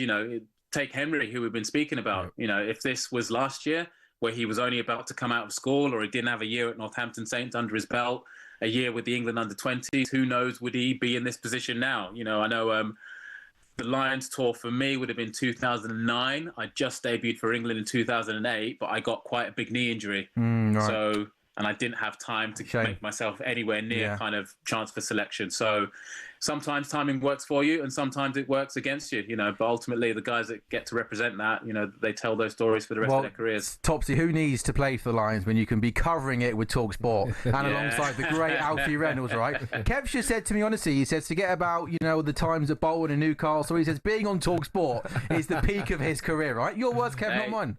This is the new dream, isn't it? The new dream. And hey, the next best place, I guess, to being out on the pitch is being pitch side or studio side talking about it, pretending like we know what we're talking about. Wow, if you speak really quickly, Topsy, you'll get away with it. Topsy, thank you so much for your time, and we'll hear from you, of course, on talkSPORT in the coming days.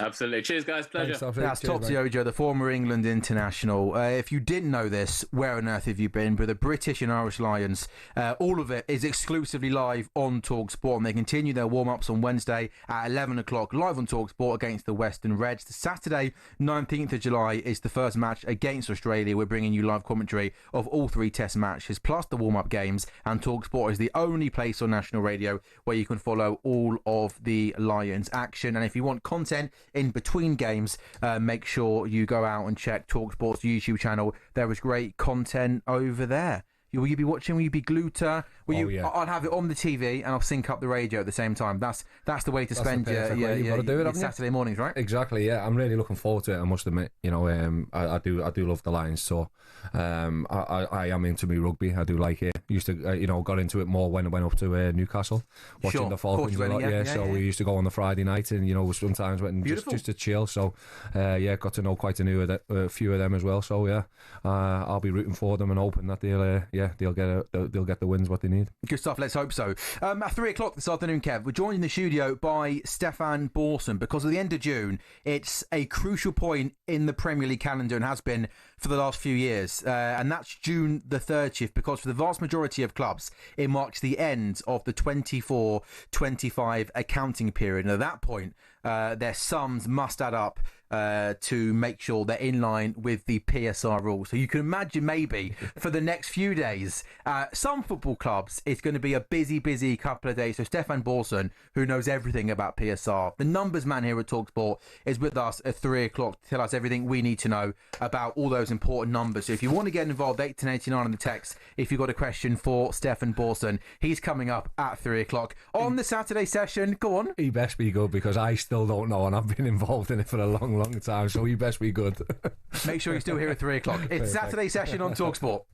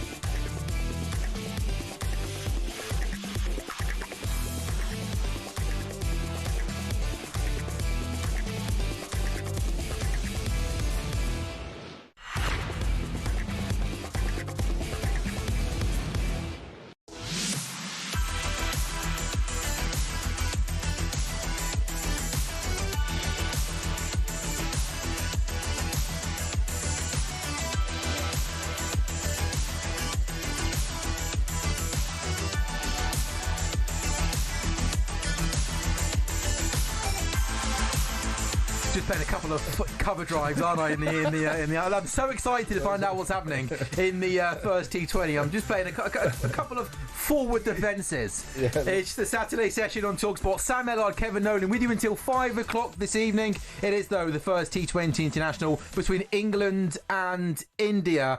The England and India women. India having a bat first, Nick, and they're off to a steady start. Very steady start, more than steady actually. They're 41 for naught off 42 now off 4.4 overs.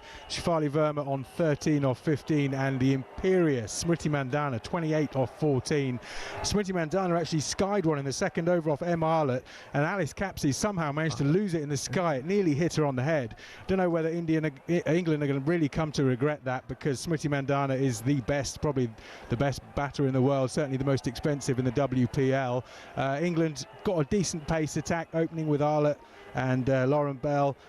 Lindsay Smith's had an over, but not really looking to make inroads. India going really well, 42 for none of 4.5. Very powerful top six. It's a fast outfield, so expecting big scores here, Sam.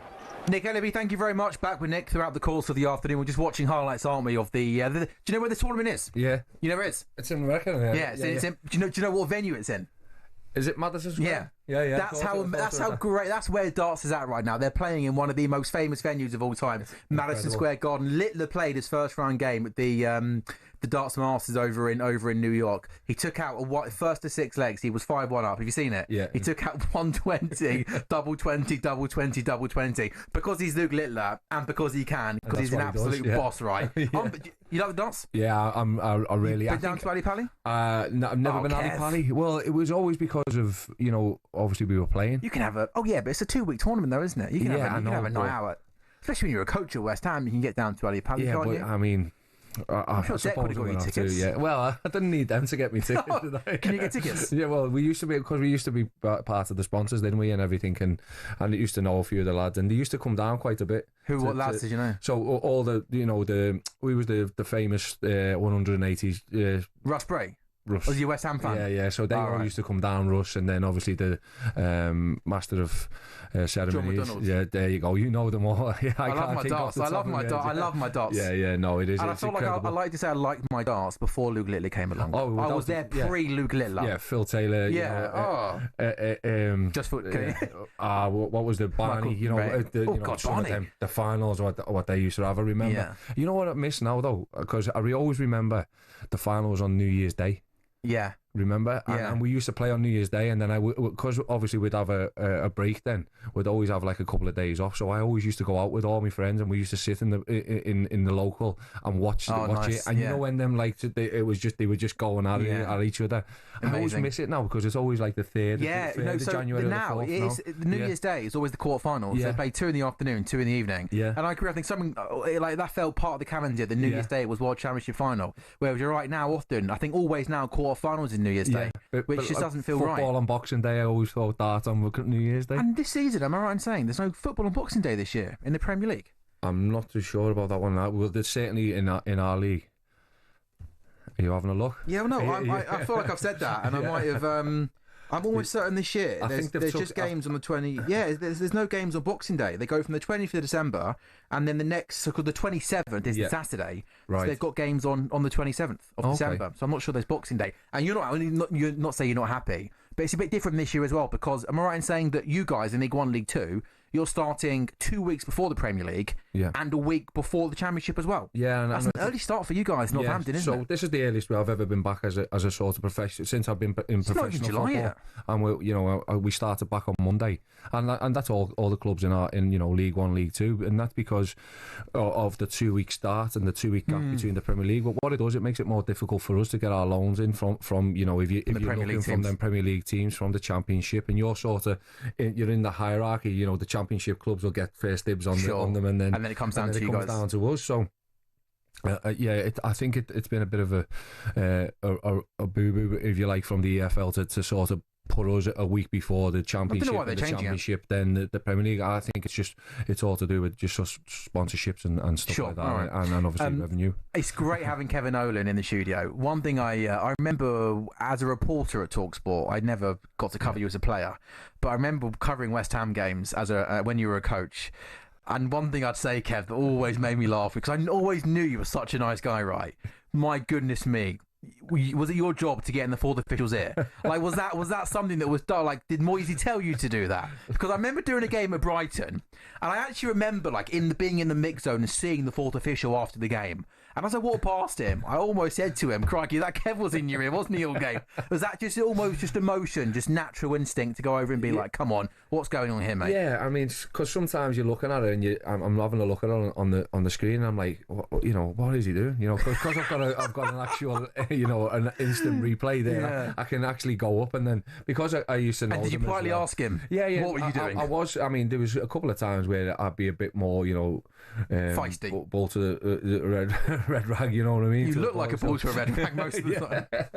That was just the way I looked in my face. No, it's passion, isn't it? Right? You care, don't you? Of course. There's a lot on the line in these games, right? Yeah, exactly. And you're in the Premier League, you want to win games. You know what I mean? You know, understanding what you want is you want the best decisions, and you want all the decisions to go your way. So obviously, when they didn't, I had quite a few words, shall we say, in the fourth year. There we go. League One referees are listening to this, thinking, "Goodness me, what's going on?" Well, I'm hoping to be a lot better than what I did get suspended last year, which I was very I weren't happy about. For Northampton. Yeah. When I had to sit. How many games? Only for one game. Oh, okay. So if you pick 3 yellow cards, I'm sure the referee deserved it, right? I was more the fourth official. Oh, fourth. What did he do wrong? He's just standing there, isn't he? Well, he's standing there getting it for the referee. Yeah, he gets the referee. Yeah, of course he does. Just coming up to 3 o'clock on talkSPORT, June the 30th, which is in 2 days' time, is an important day because for the vast majority of clubs it marks the end of the 24-25 accounting period and the point at which their sums must add up acceptably for the Premier League's number crunchers in terms of the world of PSR. So a busy couple of days, and I imagine behind the scenes at Premier League clubs. Which sides are okay? Maybe which sides have got some work to do in the next couple of days. Stefan Borson, the man that knows everything about PSR, the number cruncher here at talkSPORT. He's joining us live next on the Saturday session, and we are on talkSPORT.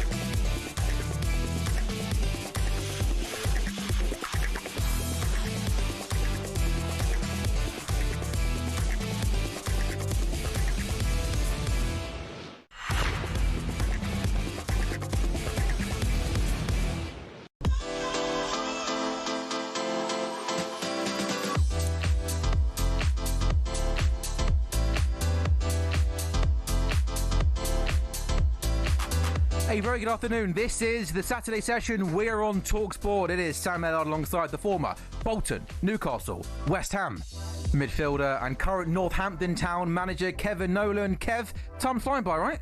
It is, mate, yeah. Yeah? Halfway there already. Am I catching you by surprise or something? Are you... Also, I'm loving the preparation of Kevin. Got a little mini iPad there. Yeah. One thing I would say, though, if you don't mind me saying, as a former professional football player that's currently a manager in the Football League, you've got to sort the phone out. I mean, we've got a smack screen there. Yeah, I mean, what if an important phone call comes in from the chairman and you're struggling to read it, you're struggling to pick it up?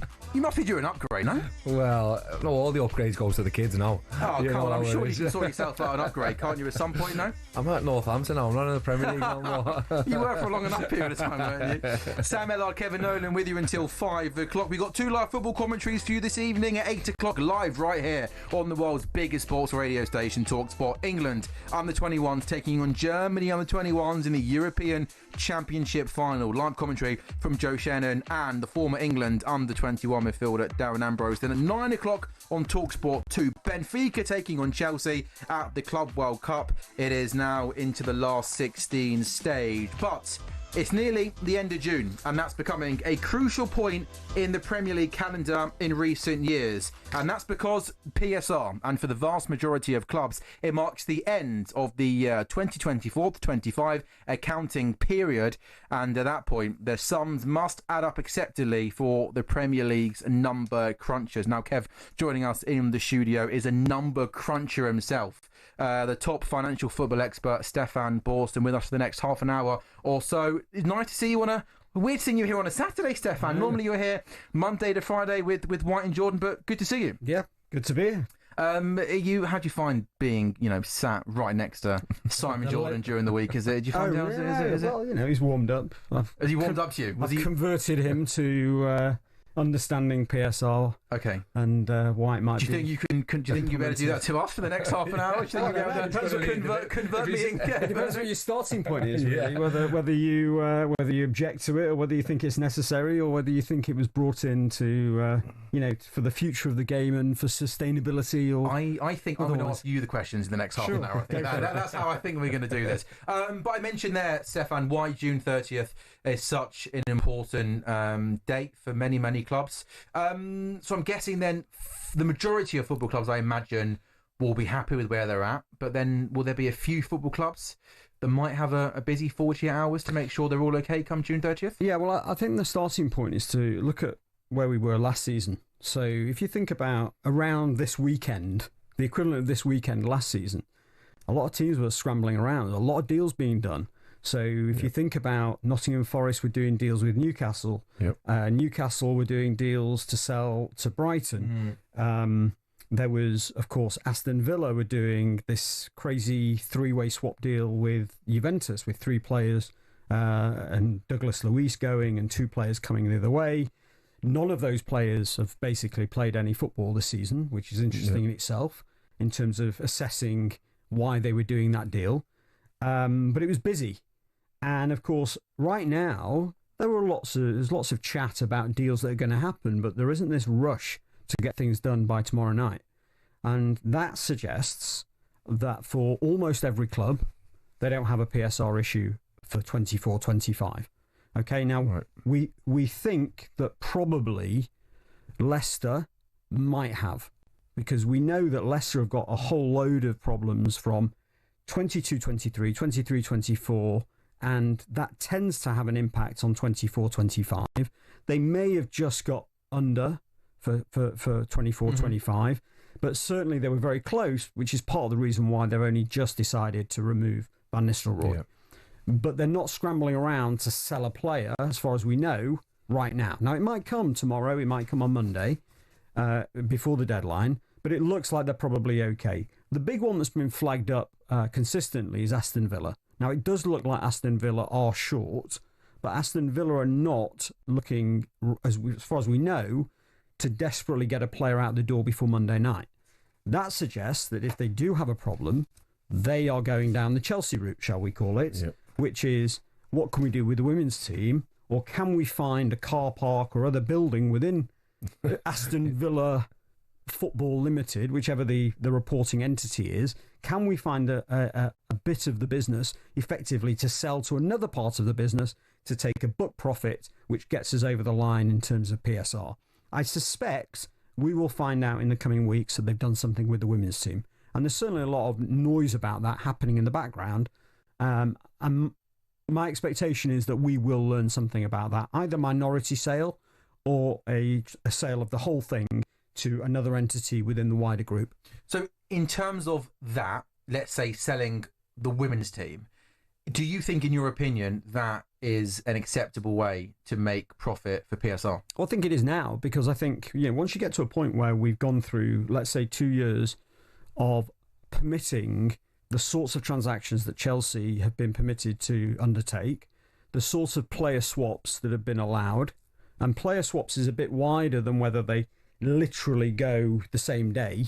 So if you look at the way UEFA define a player swap, it's a broader definition, and that's why in UEFA terms, a lot of these sorts of transactions that we're talking about here are not permitted.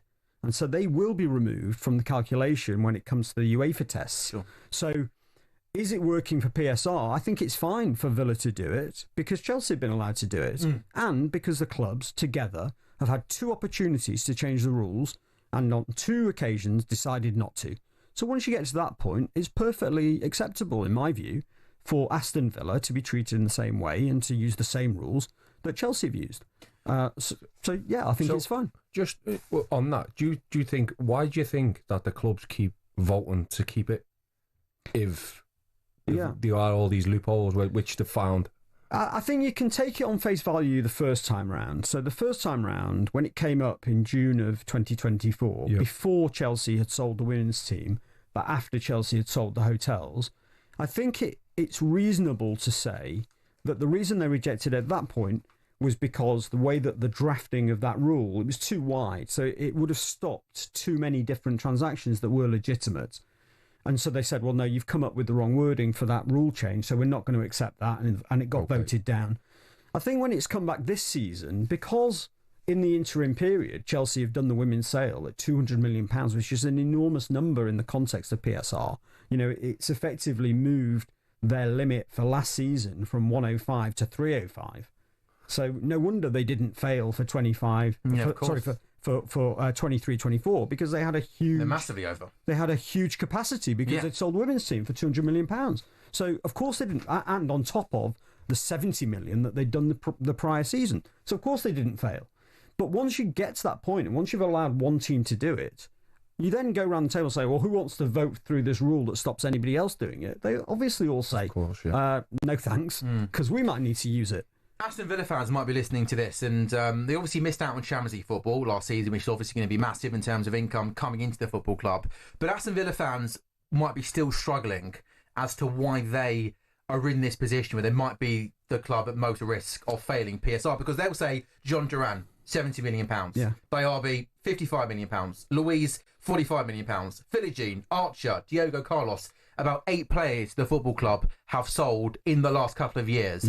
And they'll be listening to this right now, Stefan, wanting me to ask you, sure, Champions League football missing out on that was big. but they've sold 8 players for what's that? I've talked about £200 million in the last 18 months to 2 years. Why are they still in this situation where they might be struggling? And even this summer, they may have to sell more players to stick in line with PSR. Yeah, so you got to separate a couple of different things. First of all, obviously the failure to qualify for next season's Champions League, the impact is going to be next season. It's not going to be in the 24-25 season.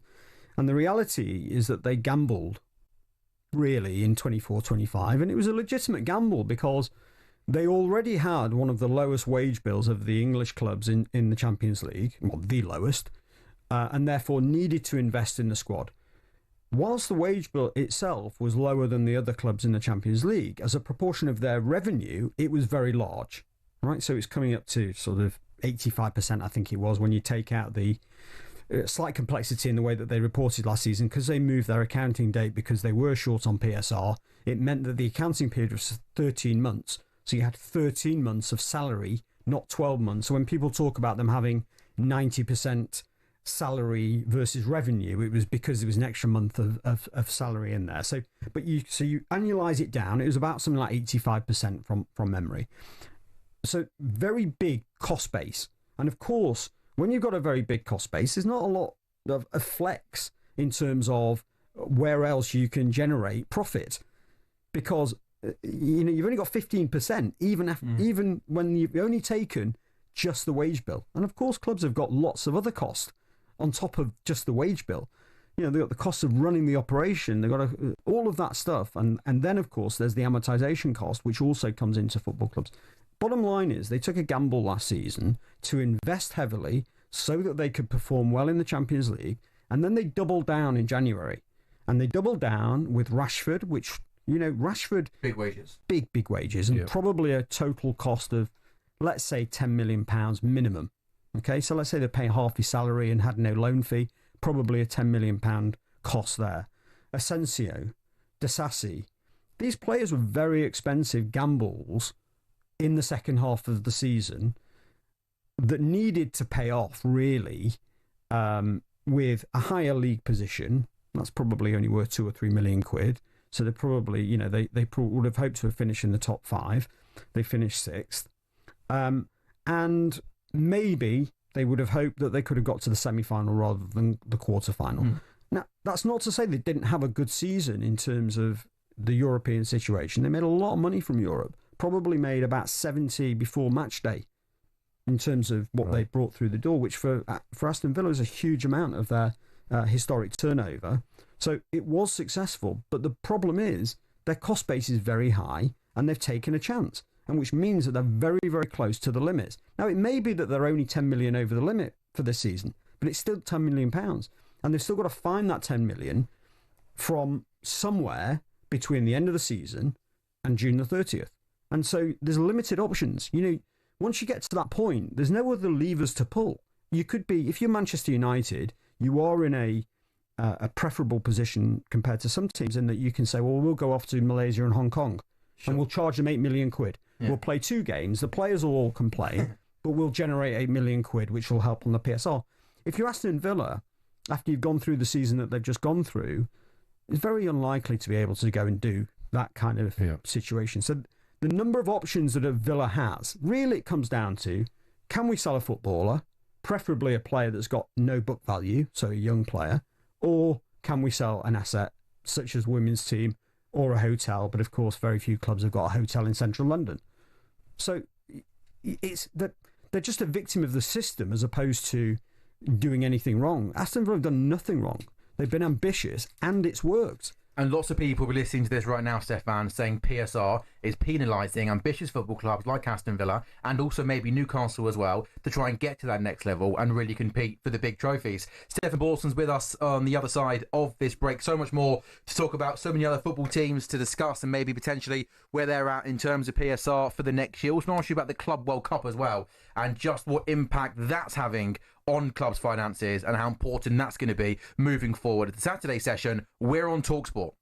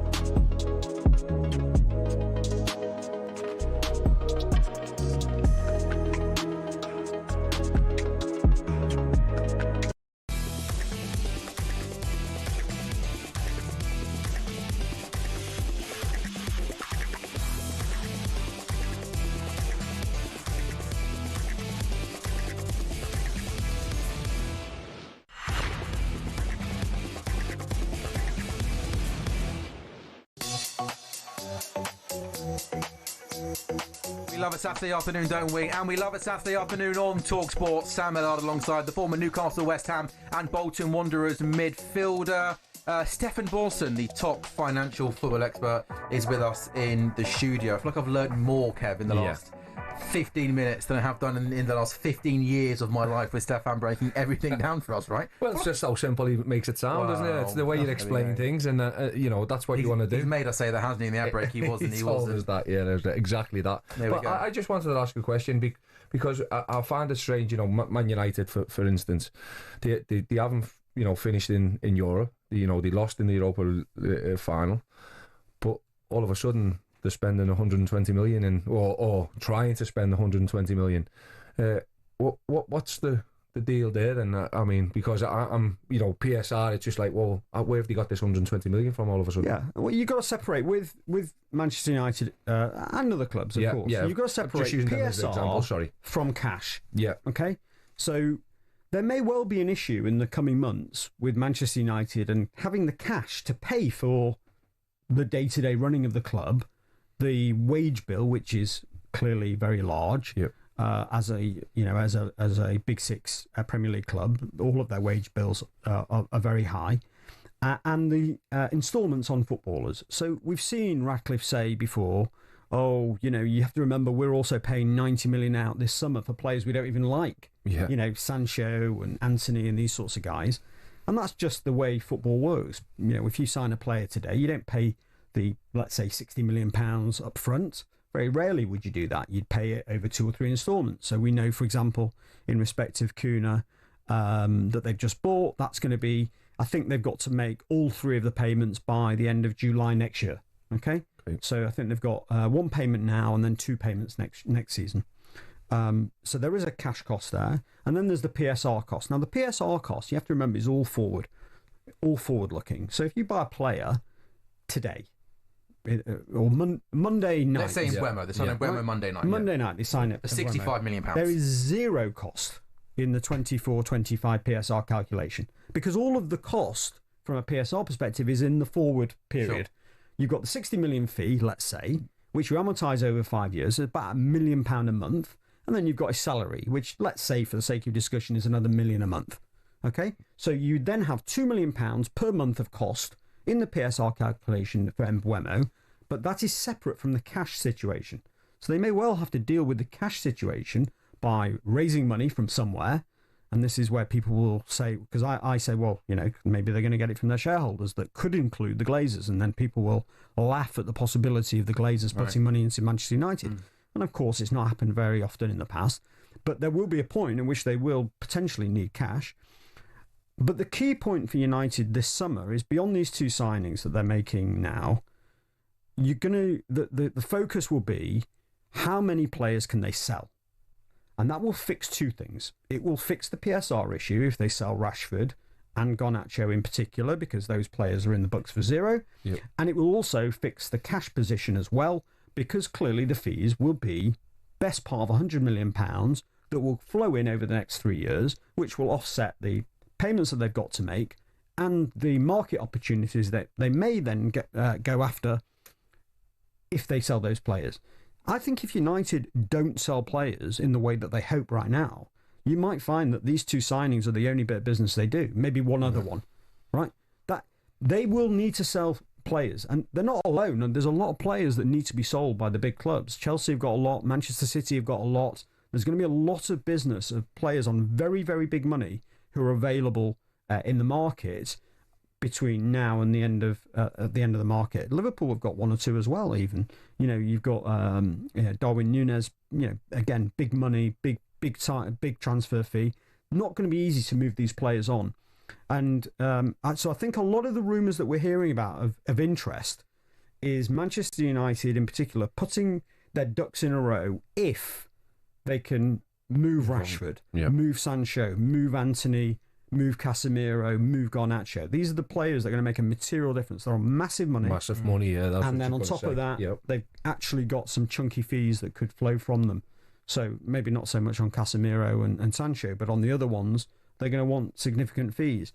So I think, people have got to just... Manchester United are not breaching PSR for 24-25. That's not a risk.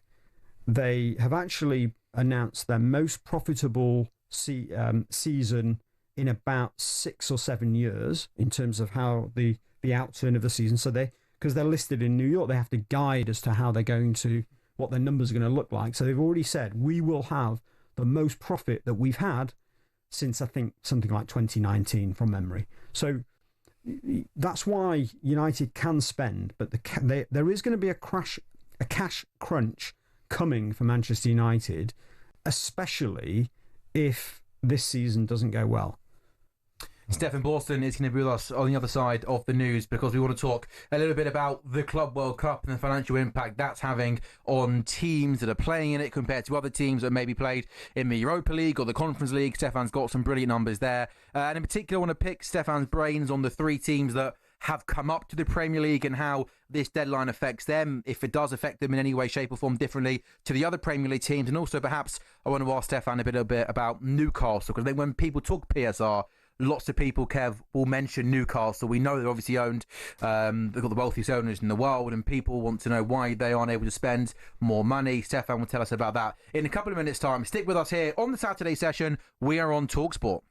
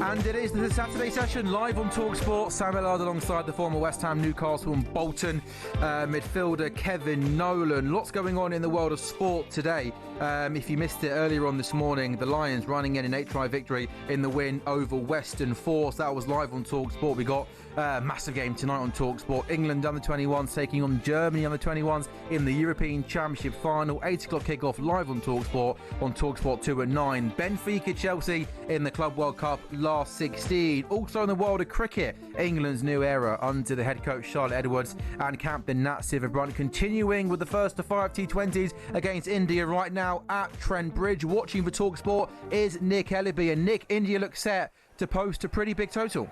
India are flying here. They're going over 12 and over. They're currently 125 for 1 off 12.2 overs. Smriti Mandana is on 70 off 39 balls, looking imperious actually.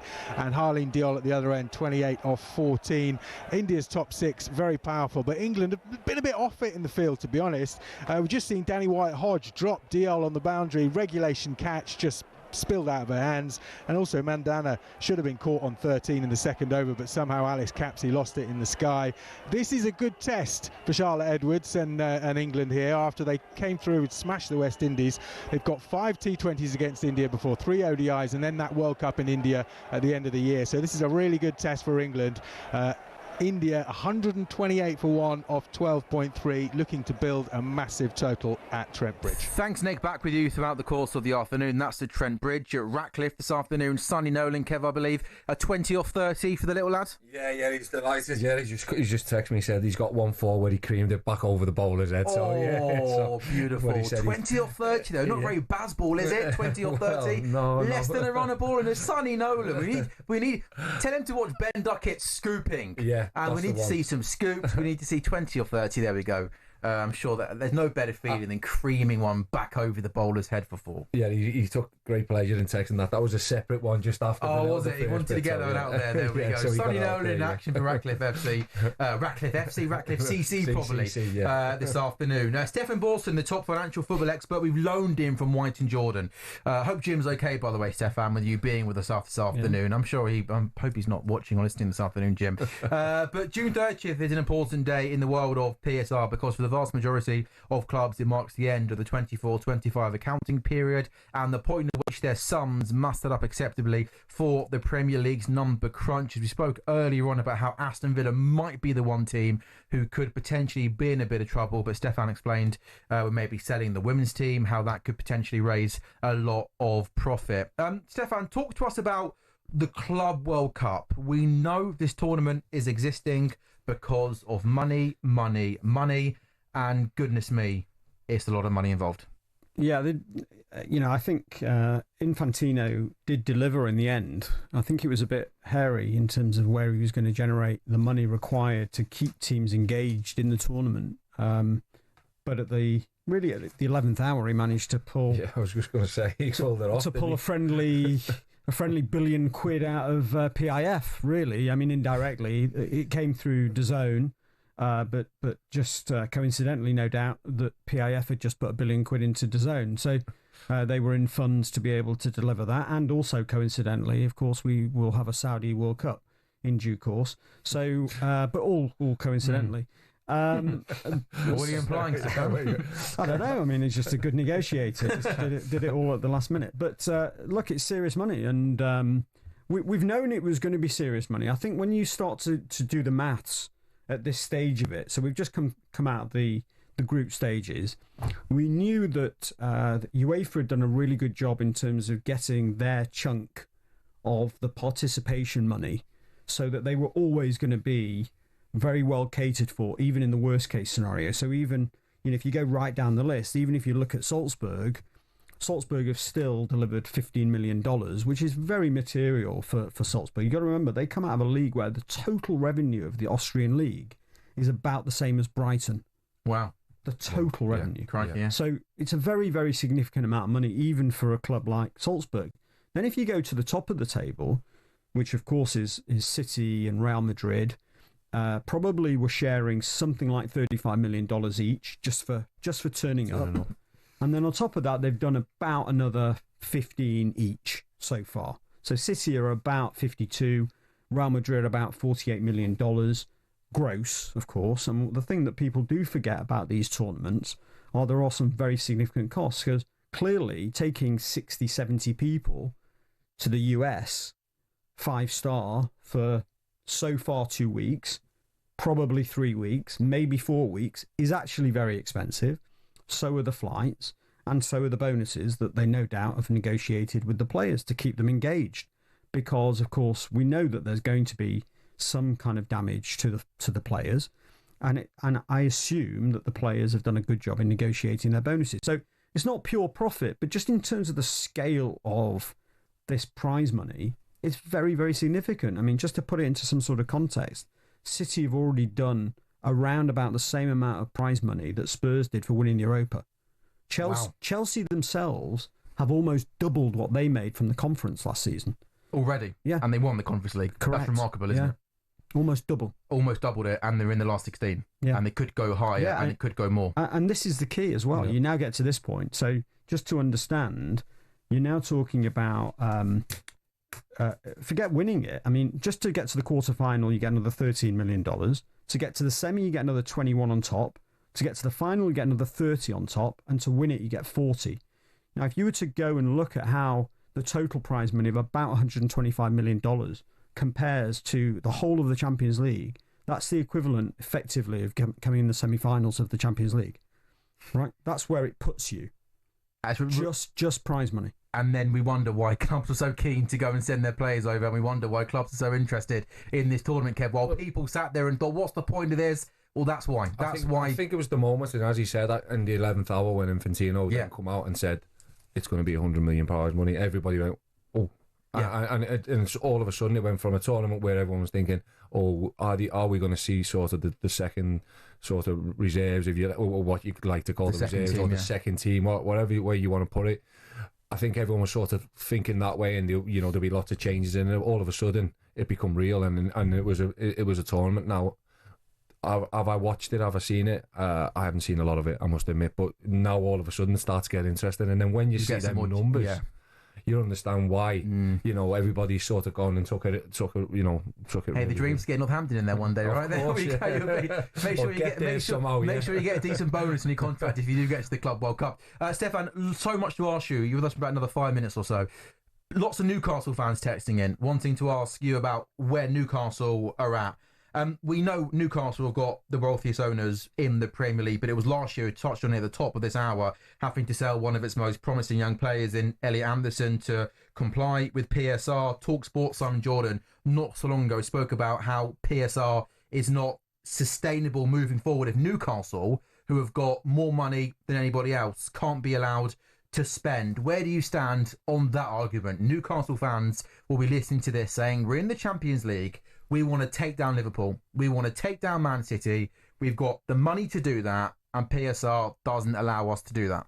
Well, there's two interesting things just to start with. Of course, PIF, who own Newcastle, are also behind all of the money we just talked about in terms of the Club World Cup. So they're funding Man City's title challenge next season. They're funding that whole list of teams that not only are going to be up against them next season in the Premier League, but are also up against them in the Champions League. So you've got that immediate sort of bizarre contradiction. It's clear that Newcastle have taken a very cautious approach all the way along to PSR. Now, exactly why they haven't pushed the boundaries in the way that Chelsea did, they would have to explain. I mean, I can speculate that it's to do with the fact that they didn't want to attract a whole load of focus from the Premier League because of the whole Saudi background and all of the noise that would come from the press if they breached, and therefore played it very cautiously. But that caution has meant that they've been very close to the PSR limits for the season just gone, and they're not scrambling around selling any players. But they didn't buy anybody in January when it looked sensible to do so. If you think about where they were in late January, they sold Lloyd Kelly and they sold Miggy Almiron, and they generated maybe 15-20 million quid of PSR profit. Yet they bought nobody, and of course at that point they were in a Champions League race and also going for the Carabao. So it would have made sense for them to invest in the way that Villa did. But they obviously didn't want to be scrambling around now at the last minute of the window, so decided not to do that. And that's fine. But what it means is that you're seeing an approach and a caution, which I suspect will mean that as we go into the rest of the summer, you'll see similar sorts of caution. And I would expect them to spend not insignificant amounts of money, but money that perhaps some people would say is not showing the ambition that they'd like to show if they're going to make an impact on next season's Champions League. And the big problem that they've got, and will continue to have until they can move their revenue line up, is how do they deal with the fact that their wage bill it's very hard for them to sustain a wage bill of over £250 million based on their current revenue. And if you can't have a wage bill up to the 350s that Chelsea, Liverpool, City, Arsenal have got, if you can't get to that point on wage bill, it's very hard to compete. To go for the league, to win the league, to win the league, and to get to the latter stages of the Champions League. So how do they bridge that gap? Where is the revenue? I think a good example of the caution that they've shown. I don't think they've got a training kit sponsor. I don't think they've got a training ground sponsor, and they've not got a St James's Park sponsor. Now that seems strange in the context of having PIF behind you. You would have thought that they would have done friendly deals, shall we say. Still fair market appraised, because that's what has to be done anyway, regardless of what happens with Manchester City's associated party case. Even if associated party transactions didn't exist, you'd still have to make them fair market value with PIF. But they haven't done any of that stuff. So the question is, why have they not done that? Is that just an abundance of caution? I suspect it probably is. But it means that if you can't put money in at the top to get your revenue up to 400-500 million, you then can't have a wage bill of, say, 350, which is where really, ideally, you'd want to be to really compete at the very top end of both the European game, but also in the Premier League. And so I think they're just taking it much more cautiously than their ultimate backers probably would like to.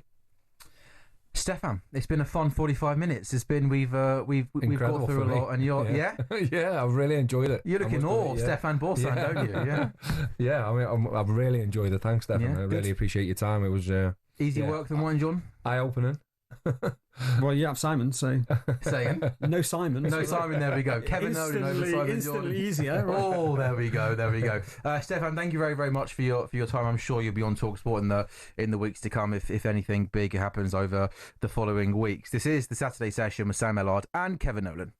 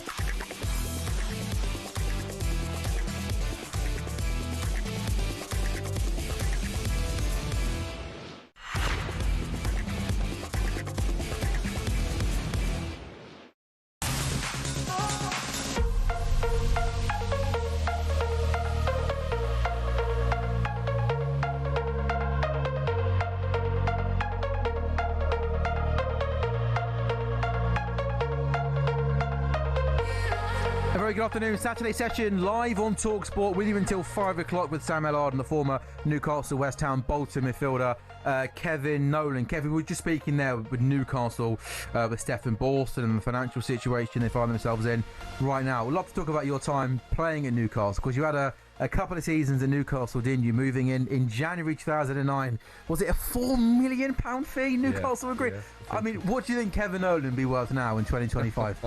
Peak Kevin Nolan at Bolton. Because I've seen a few footballers get asked this in recent, and they're all shouting like 100 millions and everything else like that. I'm thinking, wow, go on, I would never. Prime Kevin Nolan right now. You're doing a great stuff at Bolton under Big Sam, competing for Europe. Newcastle come knocking. You're a 35, 40 million pound footballer, aren't you? Right now in 2025. You'd like to think so in this current market, you know, with the way it's going. I mean, when you see some of the players going for 70s and 75s and stuff, and you think Producer Kane's gone 20 plus add-ons. I think that's almost disrespectful to Kevin Nolan. Oh, is that what he's just given? 20 plus add-ons. I used to like him before that. I know. That now. Yeah, you could just keep being a kick of football now to be worth £20 million plus add-ons. But you did go there you moved in January, didn't you? In 2009. Last day of the window. Oh, last day of the window. Yeah. You at the end of the season relegated to the Championship, but you played a key role in promotion. The following season, voted Championship Player of the Year. You were named the Newcastle club captain. That season you finished mid-table, and I'm contractually obliged to mention you also scored a hat-trick at home to Sunderland. So January, it happens last day. When do you find out it's happening? And at that point, are you thinking, Newcastle, I really want to make the move? No, it was in the afternoon. We'd played Blackburn the night before at Bolton, and I'm literally we were warming down the next day. Got a call from my agent. Or my friend, I should say, Mark. Listen, would you like to go to Newcastle? And it was sort of, I'm not too sure. And he was like, well, no, I think you should, because Gary Megson and his assistant decided that they wanted me to leave the club. So why? I think, in the end, I think Gary was, and I got on really well with Gary when he first come in. And I was sort of his soundboard, and then when he obviously brought his assistant in, he felt maybe I pushed him out a bit, if you like. And I remember at Blackburn, I sort of come in and we'd just lost the goal in the last minute, and as you can't imagine, I was very, very. I can't imagine that. No, I was very, very angry, and I remember at the end of it, he just went, right, enough said, let's get on the bus and go home. and I didn't think much of it, but apparently, that didn't go down too well with the management team. And but surely an experienced player, you captain of Bolton, weren't you? Surely an experienced player, a captain, shouting in the dressing room after conceding a last-minute goal. For me, I would guess that'd be quite normal. Yeah, pretty normal. Yeah. I think it was normal. I think that. If players weren't shouting, that'd be a concern, wouldn't it? Yeah. if everyone was smiling, that'd be a problem, right? Yeah. So, look, there's no animosity towards it. It's the way it is. As a manager, you've got to, sort of, set your tone and what you want. And Gary decided that was the way. And I went to Newcastle. And the rest is history. I did really have an opportunity to go back to Bolton at the end of the relegation season. I think Gary was sort of was thinking about, was asking about me coming back. Why didn't that happen? I didn't want to. Oh no, I'm a great believer of when you've sort of put something, you've got to put it to bed, and I didn't want to go back. I didn't want, and I thought I had lots to prove to Newcastle. I wanted to prove myself at Newcastle. And I wanted it to be a successful spell. I didn't want to look back at my career and think, I jumped over. Sure, that's fair enough. Forward, I wanted to be there. I was part of that relegation, even though I didn't play as much as I would have liked, and I wasn't part of what the first 6 months of the season. You're still part of it, and I wanted to put that right, and thankfully I was able to. Yeah, and obviously promotion, great season for you, and then captain in the club in the Premier League. I mean, did you feel when you moved to Newcastle, you're doing great stuff at Bolton, and Bolton were a team pushing for Europe, but did it feel like a proper big football club up there in Newcastle? It's incredible because you're in this sort of, we made Bolton, this sort of fishbowl, and we battered, well above our weight, and we matched them more than ever. But I never ever, whenever went to Newcastle, Man United, I never ever was overawed by the stadium or anything else. But I remember walking out at St James's when I just signed, and I was doing me, where you put your shirt, and we were in the stand, and I remember looking down, thinking, wow, how big is this place? Because you never really notice it until, because we were in this bubble at Bolton, so it was incredible, and I really, really, really loved my time up there, and I'm thankful that I was able to do it. We've got lots of transfer news coming in with Newcastle there. They looks like they can have a pretty busy summer. talkSPORT understands Newcastle have had a £50 million bid rejected by Brighton for João Pedro. Also believe a bid's been rejected for the Burnley goalkeeper James Trafford. Just on those two players, João Pedro and James Trafford, would they be good signings for Newcastle? They could get them over the line? Yeah, I think it's obviously somewhere where Eddie is looking at to sort of improve, help Isaac, obviously when he's not playing, and also to help with goals and stuff like that. So with the João Pedro, and then James Trafford, up and coming English goalkeeper who everybody's got, some big potential. So it's someone to rival Nick Pope, and I think, that'll be a good battle. But, I think with them getting into Champions League now and wanting to sort of, when we were talking about earlier about Villa, trying to get to them levels. If Newcastle want to get to the levels, they've got to have people who can sort of push each other and they've got the balance to go into Champions League, into the Premier League, into the Champions League, because not only have they got the Champions League this year, they've got to sustain the fact that in the Premier League that they get Champions League next year. Don't that drop off there, because last time they dropped out of the Champions League once they were in the Champions League. So it's going to be really interesting, and I'm really looking forward to seeing Newcastle this year in both and how they manage both, because I know that obviously that was a big eye opener for Eddie and Jason when they first done it. Yeah, I mean, João Pedro, I think Newcastle have been interested in João Pedro for a good kind of couple of years now. They've always been linked. I mean, £50 million bid being rejected.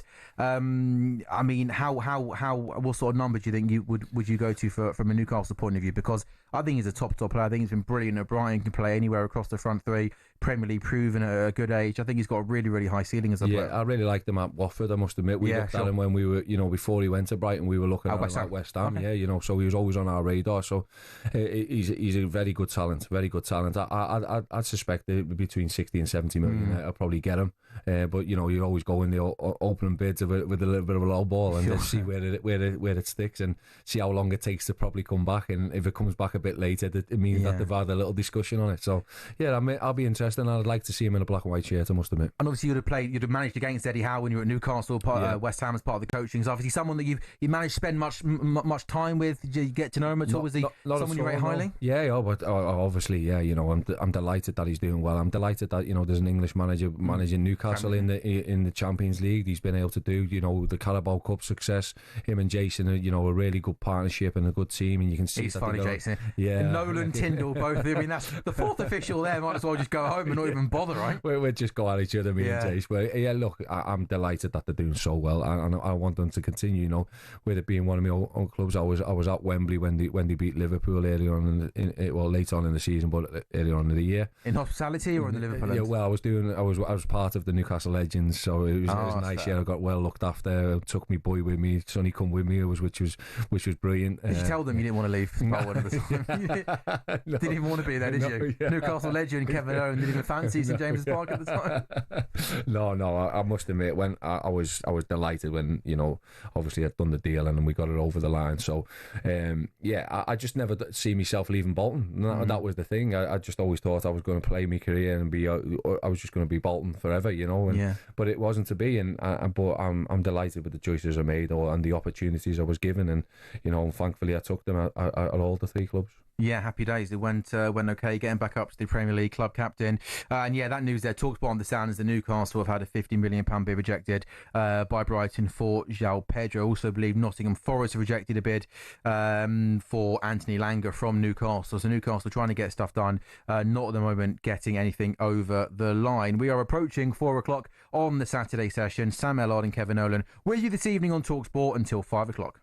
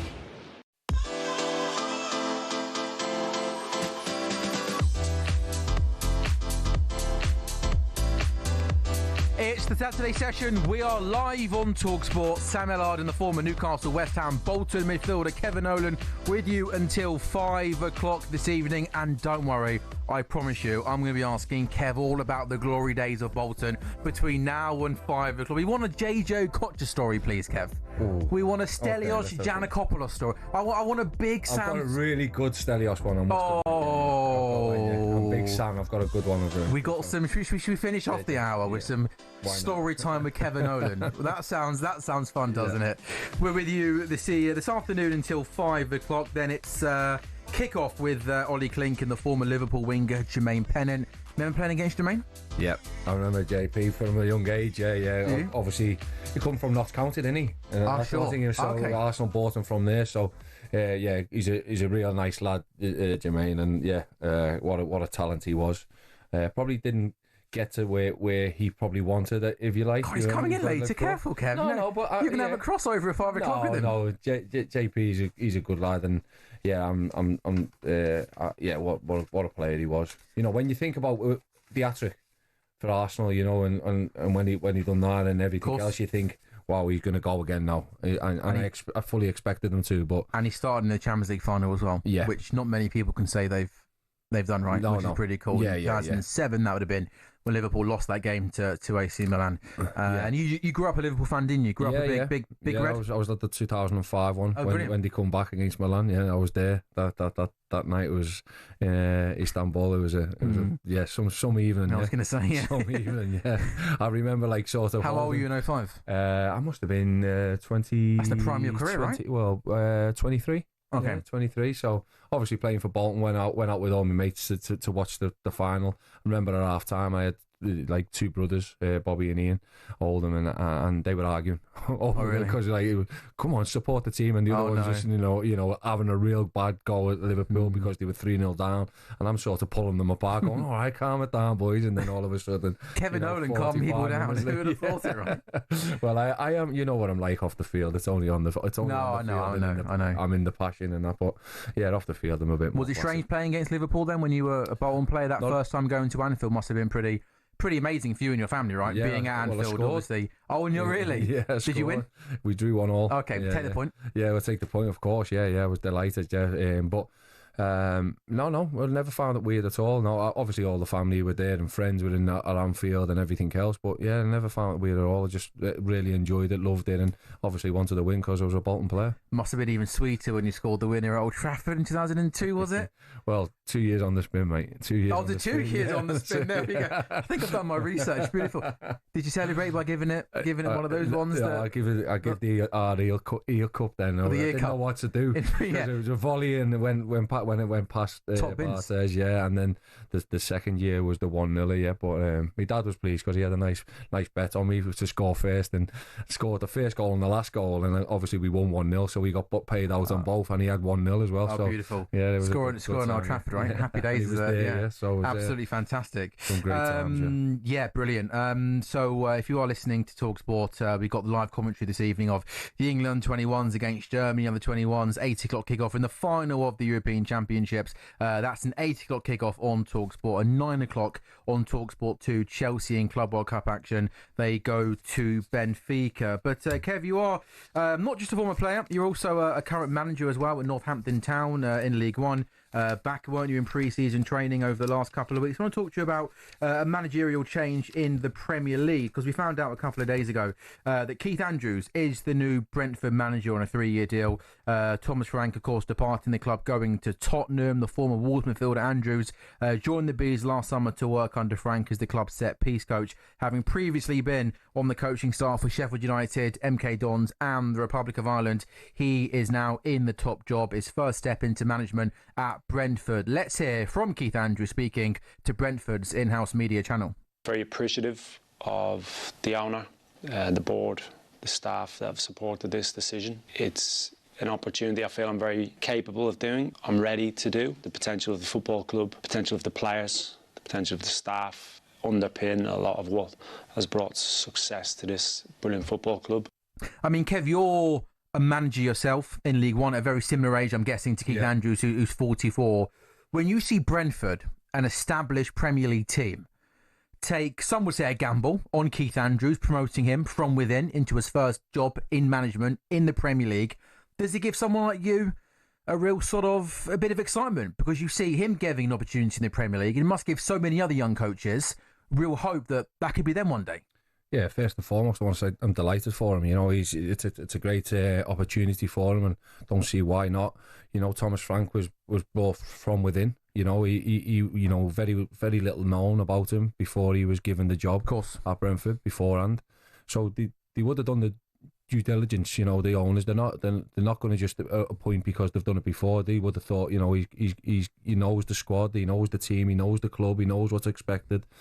And I feel, you know, I don't always feel a bit sorry for him, but I feel a bit aggrieved for him because he keeps getting called a set piece coach. You can't just be a set piece coach. Yeah, I know there's set piece specialists out there and they do that, and he would be part of that, and he would be part of that process.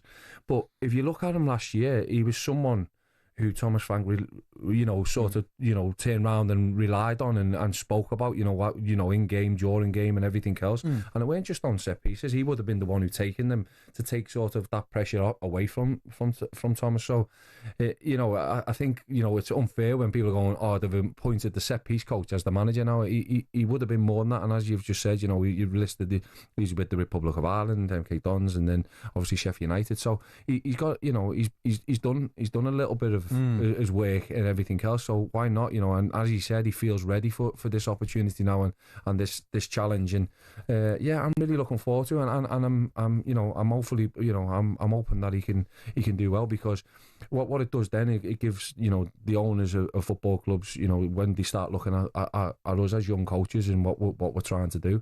And that's what, you know, I'm trying to do now. I'm trying to earn my stripes. You're sort of trying to, you know, this is what you see as your sort of your scholarship, if you like, you know. And, sure. and no disrespect to Northampton, but I want to be, you know, I want to be at the top. I want to manage at the top. I want to be at the top. I want to take Northampton as far as I can. And I know if I can do that, then, you know, ultimately that's what happens. You know, you sort of go up the ladder. So. It's yeah, I'm looking forward to seeing how it sort of all unfolds, and I'm hoping that it's going to be in the right way. Well, there's been lots of reaction to the appointment over the past couple of days on talkSPORT, including on White and Jordan. Here's Martin O'Neill's take. Really good luck to him. Brentford have decided that if that's the case, that he should get it. I hope he does get it, because then he'll realise what management is all about, you know. And it's just not as easy just to be sitting in a pundit's chair and just sitting criticising someone who had, well, in all honesty, I know a much better career than he had. You know, he was dealing at the bottom end of it while I was winning the European Cup. So that doesn't mean that you shouldn't be criticising. Listen, everyone to their own, but it'll be a different ball game now. We need to find out more, don't we? Really, what's going on there, right? I take it. He must have had a pop at Martin and his managerial sort of hot seat when he was at Republic or something. I would very much guess that's very likely that could have happened. Sort of seemed that way, didn't it? With what he said, and with the way Simon was sort of, you know, sniggering away and sort of laughing. So, yeah, look, I mean, obviously he's obviously upset Martin at some point, and Martin sort of hit him back, but. Look, I think Martin probably, you know, after it was probably a bit more tongue-in-cheek as well, you know, and he's saying, you know, he'll find what it's like in the hot seat now, and that's what we all do, you know. We all think from afar that we can do a better job than people sometimes, you know, and that's it. But yeah, he was a pundit during a game for TV when Martin was the manager of Republic of Ireland and was very critical. Would you, when you've, you know, not just been a player but been a manager and been in a coaching staff for West Ham, does outside noise affect you? Do you read more of it than maybe people think? Well, no, I think what it does is that you'd always remember, you know, when someone is sort of having a pop at you. Have you got an example of someone having a pop at you? I can't think of something off the top of my head, but, you know, you'd always know when someone sort of, you know, wound you up a bit, and you think, actually, I'll have a little chat with him, you know, when I see him, yeah. Yeah, I think O'Hara done it to me, and I Jamie O'Hara. Yeah. What did O'Hara do? I'm just thinking now because he had a go at you. We only had a go. It was what he said, and I was trying to find his number in my phone again. Oh no! I need to know what O'Hara said about you. No, it was nothing about West Ham. Derogatory. No, it was about me personally, but it was what he said and how he said it. You know, and I don't think he meant it that way. So it was more tongue in cheek. That I was like, I was going to give him I was going to have a laugh with him and sort of text him, but couldn't find his number in my phone no more. But you know what Jamie's like on radio anyway. He's always having a laugh and that. He's always having a laugh and a joke, and he's always having a laugh and always trying to, make jokes about people. So yeah, it was more tongue in cheek that it was going to be, not where he made it. Where I wanted to. Argue with him over it, if you like. Come on, I've got now you're a TalkSport pundit. You need to go on with other TalkSport pundits. Yeah. What about Thomas Frank at Tottenham? Yeah, I mean, look,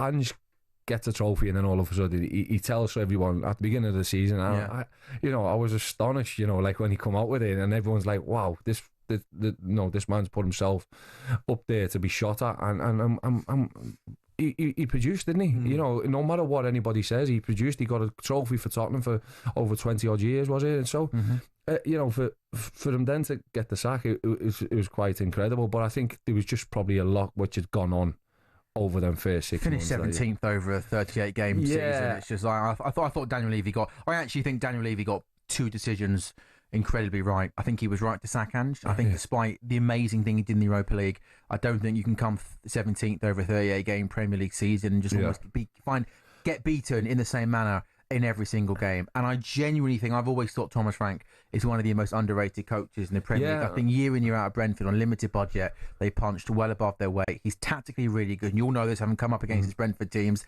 Sets his team up. He's more adaptable than Ange, isn't he? Yeah, it's going to be interesting, isn't it? Because everybody, he's taking all the accolades. He's done really well with Brentford, as you've just said there. Everybody's always, sort of said, he's punching well above his weight. So now he's got this opportunity at Tottenham. This is great for him, and look, I hope he does well, because he's a nice man, Thomas, and you want him to do one of my favourite managers to interview. Oh, is he? Really, really friendly. No matter win, lose or draw, always got a smile on his face. Comes over, shakes your hand, asks you how you are. Yeah, really, really nice guy. I think this is a really, really good move for him. I'm really, really excited for him. Well, if you like him as much as that, Super Sam, I'm going to go with you. Trust me, yeah? You promise me, yeah? What was Kevin? David Moyes was good as well. Just don't call him Moisey. Don't call him. His name's David. Call him David. What have we got? We got the India batting first in the first T20 against England at Trent Bridge, and Nick Ellaby, they've piled on the runs. Yeah, so India are all done. 210 for 5 at Trent Bridge, the first of 5 T20s. This is really the first big test of coach Charlotte Edwards and captain Nat Sciver-Brunt's regime. I mean, England were a little bit sloppy in the field. It's a hot day, it's a dry outfield, quick scoring. But Smriti Mandana put on an absolute clinic. She hit 112 off 62 balls. I know it's a cliche, but any youngsters out there want to see how to bat. She manoeuvred herself around the crease really well, kept England's bowlers guessing, and always hitting with a win. There's a stiff breeze at Headingley. Lauren Bell, the pick of England's bowlers, she took 3 for 27, 3 quick wickets at the end. England really should have brought her back a little bit earlier instead of waiting for the death, and England really made quite a lot of mistakes in the field. So they need 211 to win. They line up like this. It's Dunkley, Wyatt, Hodge, Nat Sciver-Brunt the captain at 3, Tammy Beaumont in at 4 for the injured Heather Knight, then Jones the wicketkeeper, Capsey, Arlott, Eccleston, Filer, Smith and Bell. England need 211 to win, and they should be out batting in a few minutes. Yeah. Thanks very much, Nick. England's innings getting underway very, very shortly, and their target for victory, 211 runs. They're going to have to go some way to chase that down in 20 overs. What a great summer, by the way, Kev, of cricket in this country. You got England versus India in the men's, the test series. Cracking first test match at Headingley. England beating India on the 5th day in the final session. We've got 5 test matches. We then got the Ashes this winter. You've got England, India, and the women's side of things. Good time to be a cricket fan, isn't it? Good time to be a... If it's not the Trent Rockets, the Trent Bridge, you're not interested, are you? No, I'm no interest, do you? I definitely have, and I definitely enjoy, going out and watching it. But obviously, even today, I didn't realise that the women were playing at Trent Bridge, which is unfortunate, because I could have got over there, because what it is in Nottingham, if you're working for Forest or you're working for Notts County, you end up working with the cricket as well. So all the people behind, behind have all worked for each one of the clubs throughout the city. So it's incredible. So I mean, look. I'm looking forward to it. I love the first test in the. That was a belter. It was. Honestly, I was finished. That's test cricket. And what he'd done. Yeah. And it was quite funny, because Army obviously was on, and I was listening to talkSPORT in the morning, and he said, if England do this will be Bazball on steroids. Yeah. That was his words. And when I was watching it, that just kept going through my head. This is Bazball and steroids, because everyone, you're so intrigued, and I was so engrossed in it. But yeah, I really enjoyed it, and I hope the second test just the same. Yeah. Second test match starts on Wednesday. Wednesday, 10 o'clock. I'm looking forward to covering it for talkSPORT. Are you going? Are you doing it? Yeah, good gig. Oh, brilliant, mate. All summer getting. That's lovely, isn't it? As you just watching said, cricket, basically, I can't complain. It's a nice gig. Sunshine, and hopefully, sun was shining ahead in me, which was good. Hopefully, it can stay the same. So it is Saturday session. Sam Ellard, Kevin Nolan, with you until 5 o'clock. Scott Minto's going to join us very, very shortly to look ahead to Chelsea in Club World Cup action this evening against Benfica.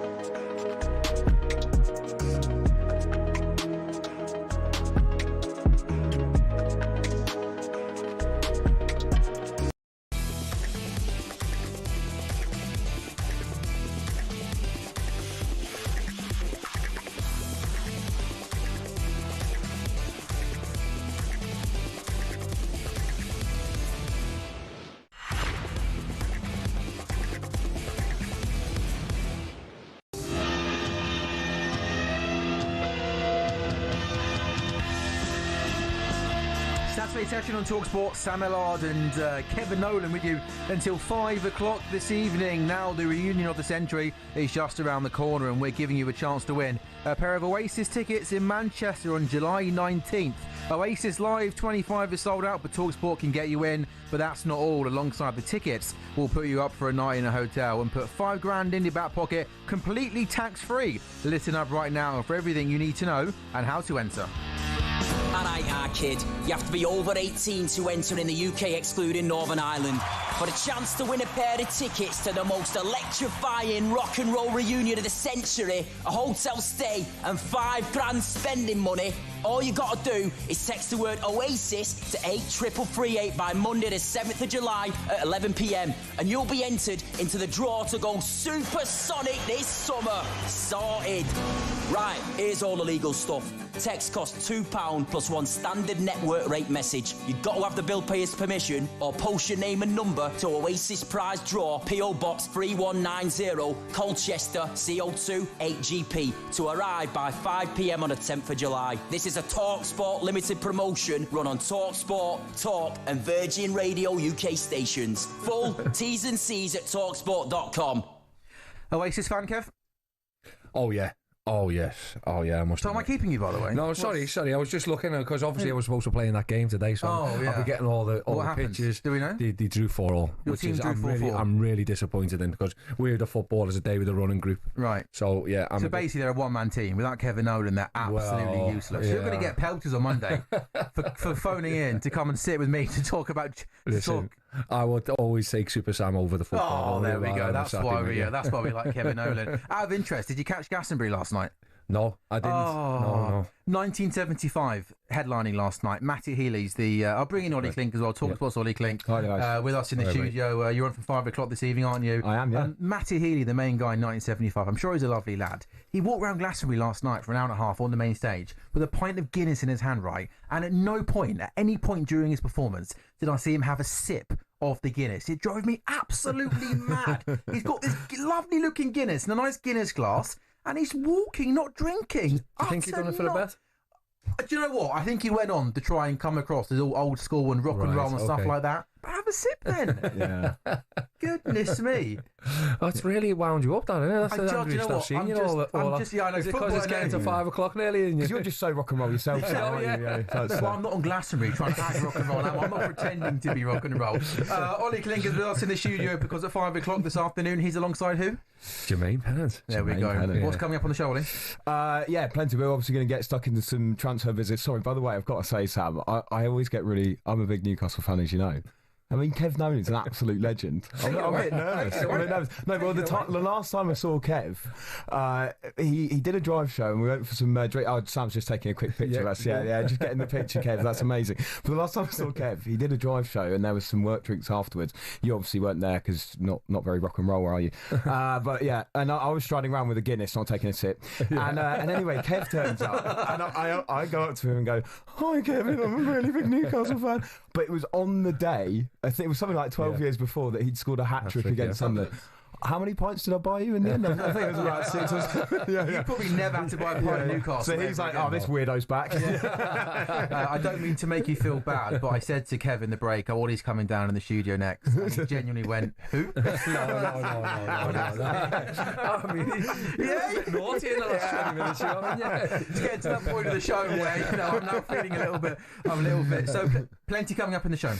Obviously going to get into some transfer business. Actually, you're here to tell us about the show, not to tell me that you love Kevin Nolan. Yeah, well, you could do both, ideally. But yeah, we're going to be talking about Newcastle's transfer business. Actually, I heard you guys talking about that bid that's been rejected for James Trafford for about 26 million. It feels to me as if it's going to progress and probably going to happen. I'm delighted with that as a fan. I think you're signing a keeper that I think will eventually go on to be England's number one. And he had such a solid season with Burnley last time out. He's got so much confidence as well, which I really, really like.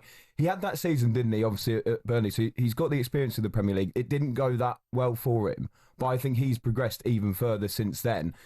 And I do really like Nick Pope, but I just feel that it's not just James Trafford and his shot stopping that's going to be important. It's actually the feet. Pope always looks a bit awkward, doesn't he? Just a bit, yeah. I mean, Pope's been brilliant for us, but I just think that even that competition is going to be really important. So really pleased with that. I did want to ask you actually though, Kev, about some of the other targets they've got, because we brought the news last night that João Pedro looks like he's going to be one of their top targets.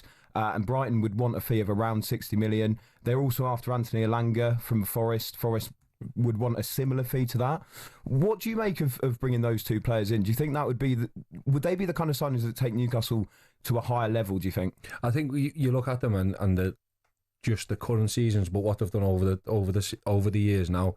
Anthony Elanga probably does make Newcastle a better team. So does João Pedro. Certainly, we spoke about him earlier on in the show, and I think we said they're on about 50 million now, aren't they? Where they're at, and I think they'll probably end up getting to about 60, 70 million. I think it'll be in and around that fee. But I think what it does is improve the squad, but it's something what needs to be added anyway, because Newcastle going into this Champions League season, they need to be in the Champions League. They need to be competitive in that, but they also need to make sure that they're in the Champions League next season again as well. So it's really important that these three players do get over the line, because I think that then makes the squad that much thicker, and it makes them more competitive in both, and it'll give Eddie the option to sort of go from Premier League. This could be a sort of Premier League team and not make so many changes now going into the Champions League. If just quickly, Sam, if you're saying those fees are going up to 60 and so is that potentially overpaying for these players in your opinion? No, not at all. Elanga had an unbelievable season for Forest last year, and I think if him at St James's Park and João Pedro, I think that's probably where the market is at the moment, and I think obviously when you're looking at it, that's going to be probably where they are really. I just totally agree with you, Kev. No. Do you know what? I just go and leave you to I've never seen Ollie so fixated. He's literally looking at you like I look at Dua Lipa performing in Glastonbury, like in utter awe. Do you want a selfie with him? Do you want to give him a massage? Do you want to ask him on your show at 5 o'clock to join you in the studio for an hour? I mean, if he wants it. We're only 3 minutes late for the news already. Yeah, no, I can't wait for my show with Jermaine. Kevin Nolan's biggest fan, Ollie Klink, is with you for kick-off at 5 o'clock alongside Jermaine Pennant. Up next, Scott Minto joins us to preview Chelsea's game this evening in the Club World Cup.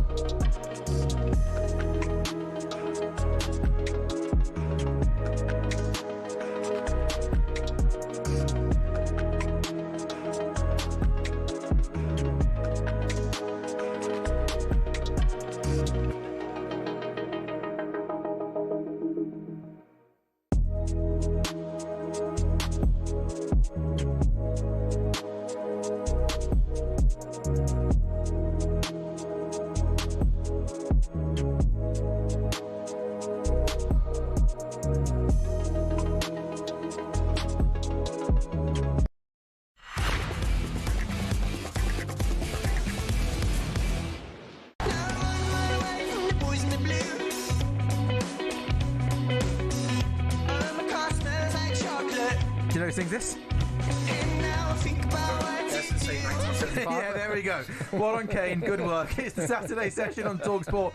Sam Ellard and Kevin Nolan with you until 5 o'clock this evening. It was 1975 the last time West Ham won the FA Cup? Ooh. It was, it might have been, yeah. Or 1980 when they won it. I think they won it in 1975, though, didn't they? So, not the last time. I think they won it in 1975. I gave Matty Healy a little bit of stick earlier on for his performance at Glastonbury, but he did a decent job, and Cheltenham's an absolute tune as well. Yeah. Maybe more Glastonbury tonight here. I'm looking forward to tuning in and watching it. Scott Minto is standing by to talk Chelsea shortly. Let's now head back to Trent Bridge. England versus India, first T20. Nick Ellard, England chasing 211. How have they started? Not particularly well, really. They lost both openers early on. England 32 for 2 now off 3.3 overs. Sophia Dunkley was caught behind for 7 off 4 balls in the first over. Just chased a wide one. Great catch by Richard Ghosh behind the stumps. And then Danny White-Hodge, first ball of the second over to the spinner Sharma, just closed her wrists on a straight one, and that ballooned up to short third man. So Nat Sciver-Brunt, she's hit 3 nice boundaries, actually. She's on 20 off 9. And Tammy Beaumont, who's in for the injured Heather Knight, she's on 3 off 5 at the other end. England 33 for 2 now off 3.4 overs, chasing a big 211 to win. Thanks, Nick. Regular updates throughout the afternoon as England try and chase 211 to win the first T20. So we've got 2 live commentaries for you this evening on the talkSPORT network. Here on talkSPORT at 8, the Under-21 European Championship final. England taking on Germany. Joe Shannon and former England Under-21 midfielder Darren Ambrose on commentary duty there. And on talkSPORT 2, it's a 9 o'clock kick-off. Benfica, Chelsea. We are out of the group stages. We are into the last 16. Commentary from Nigel Adderley and the former Benfica and Chelsea defender Scott Minto. And I'm delighted to say that Scott Minto is with us live on the Saturday session. Good afternoon, Scott. How are you? Yeah, really good, thank you. How are you? Yeah, we're good. Fun Saturday afternoon with Kevin Nolan.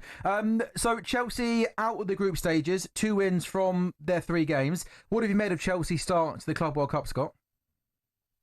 To be honest with you, mate, Enzo Maresca's picks teams that with very much the kind of weather, tournament, lots of games in a short space of time with the heat and humidity in mind. I mean, if you look at obviously what happened with the second game, and I think everyone will look towards that. And ironically enough, it's probably a blessing in disguise that they lost that game, finished second, and are now on the other side of the tournament. I mean, they're still on the side of Manchester City, and boy, did they look strong. And I worked on that game against Juventus. But, you know, to miss PSG, Dortmund and Bayern Munich as well, I think will do them a favour. But, yeah, look, I think it was disappointing how they lost that game. They were 1-0 up. They didn't play particularly well. I felt that Reece James in midfield didn't quite work. It'll be interesting to see whether Romeo Lavia actually starts the game alongside Moises Caicedo or whether it be Enzo Fernandez. But I think we will see something close to a very strong side. Obviously, Nicholas Jackson is suspended still, so Liam Delap will play up front. But I think it's been a bit okay. You know, they've done all right. They've done enough, you know, just enough to sort of make sure that they've qualified. And now, you know, all your heads are turned. It's the knockout stages. It's all about this. And I'm sure a lot, if they didn't, they certainly will now. Yeah, I mean, hi Scott, how are you, mate? You all right?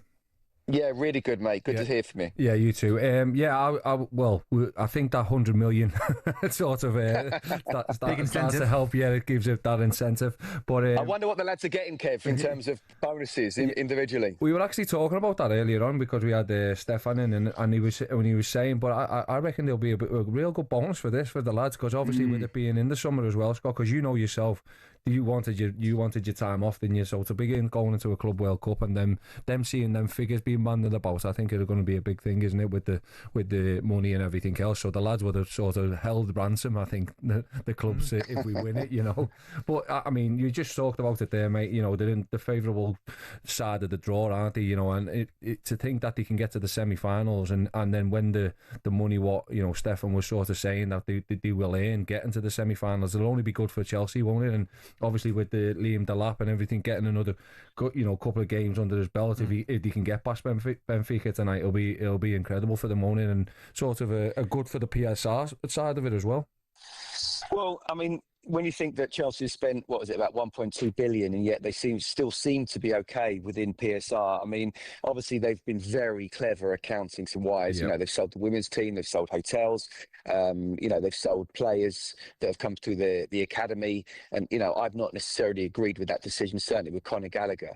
But you know, they're within the guidelines, we assume. But to get 100 million or close to, you know, getting into the sort of quarter-final, semi-final, or maybe even final and win it, I think will absolutely help any one of these clubs. I mean, it was Carlo Ancelotti who said when he was still in charge of Real Madrid, look, you know, we're not going to take this too seriously. We're just going to go over there and treat it like pre-season. Then Florentino Perez, the president, slapped him down straight away. He said, no, we're going to do this. We're going to be there, and you know, we're going to be bang up for it because we're Real Madrid. And I think, you know what it's like, Kev. I mean, you don't really necessarily want to be playing in a competition that you don't know which way it's going to go. It's the first one of its type. You know, you do need mentally as well as physically time off. But if you're in it, your competitive juices come out and you want to win it, don't you? And if you're getting under pressure against a team, suddenly you're like, you know, probably both you and I, and back in the day when we've been on holiday, and suddenly you're playing football against a bunch of people on the beach or something, and you're 3-0 down. You're thinking, "Oh, a minute, I can't have this. I've got to try and win this game." Yeah, I mean, that's what I was just going to say. What have you felt from the players when you've seen it? You know, because I haven't covered it as much. Obviously, now it's got to this stage, you know, with all the big hitters in there, you'll probably get a lot of coverage. But I'll be honest with you, mate. Like, how's it felt with it? You know, as you're covering it, does it feel like that the lads are taking it sort of serious and they are, you know, in with it? Yeah, and do you know what? It's a really good question, because I think a lot of people, and certainly within England, have not been up for it from the start. I mean, I personally, from a player's point of view, don't think it should be going on. But from a fan and a broadcasting point of view, I've really enjoyed it. Honestly, I've covered quite a few games now. I've been surprised by the way that everybody has really gone for it. I think the managers have been very careful. I've just spoken about Enzo Maresca, and you can chuck in Pep Guardiola as well as you know, other managers around there. They realise they can't play the best team every time. It's too hot, it's too humid. You're not going to win the tournament and peak by the end of that month if you're playing in every single game. So I've been really impressed by it. And you know what? There's Liverpool, there's Arsenal, there's Barcelona, there's other teams that feel that they should be involved in it a lot more as well. So I think it's only going to get bigger, to be honest with you. Scott, thank you so much for your time and joining us on the Saturday session, and we look forward to your commentary this evening at 9 o'clock on talkSPORT 2. Cheers, guys. Cheers, Scott. That's the former Benfica and Chelsea defender, Scott. Play for Benfica as well. There we go. What a game soon. Let's talk about what a great booking for talkSPORT that is. Our very own Scott Minto also plays for Benfica. Benfica Chelsea is 9 o'clock kickoff. It's live on talkSPORT 2, and again at 8 o'clock this evening, England v Germany in the under-21 European Championship final is on talkSPORT. For the final 50 minutes of the show, we're taking a trip down memory lane. We're talking about the glory days for Kevin Nolan, the Bolton Wanderers days.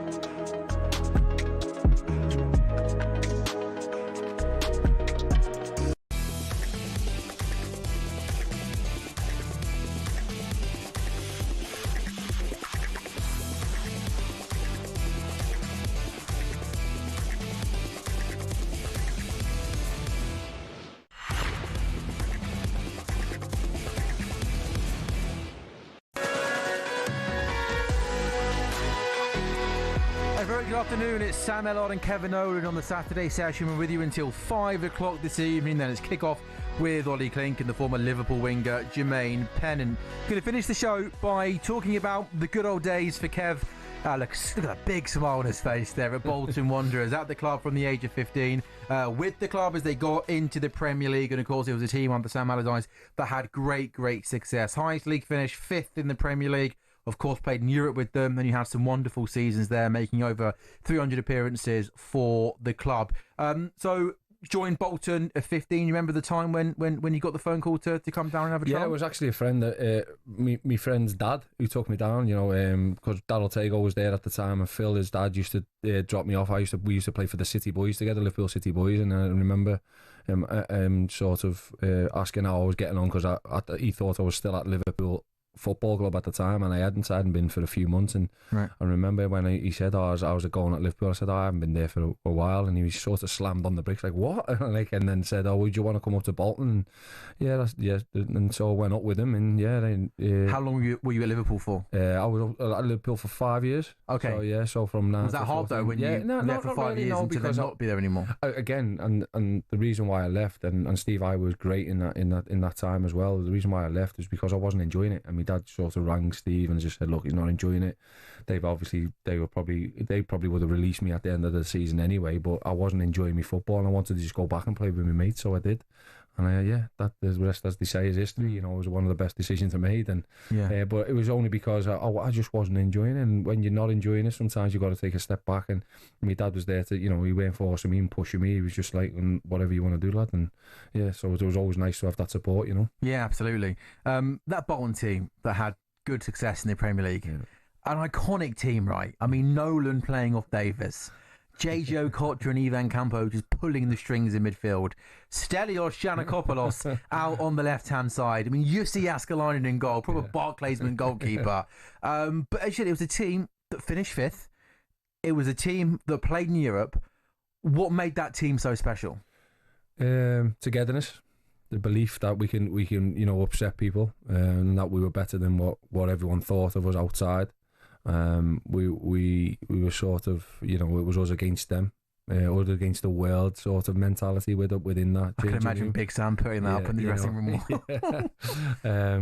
But we've got a Stelios look-alike in, honestly, Kane. Has he modelled himself on him, do you think? Because all he's done is gone on every time he's come in, hasn't he? Kane Reeves, who is known for, he watches the overnight show on air, so people will know him from that.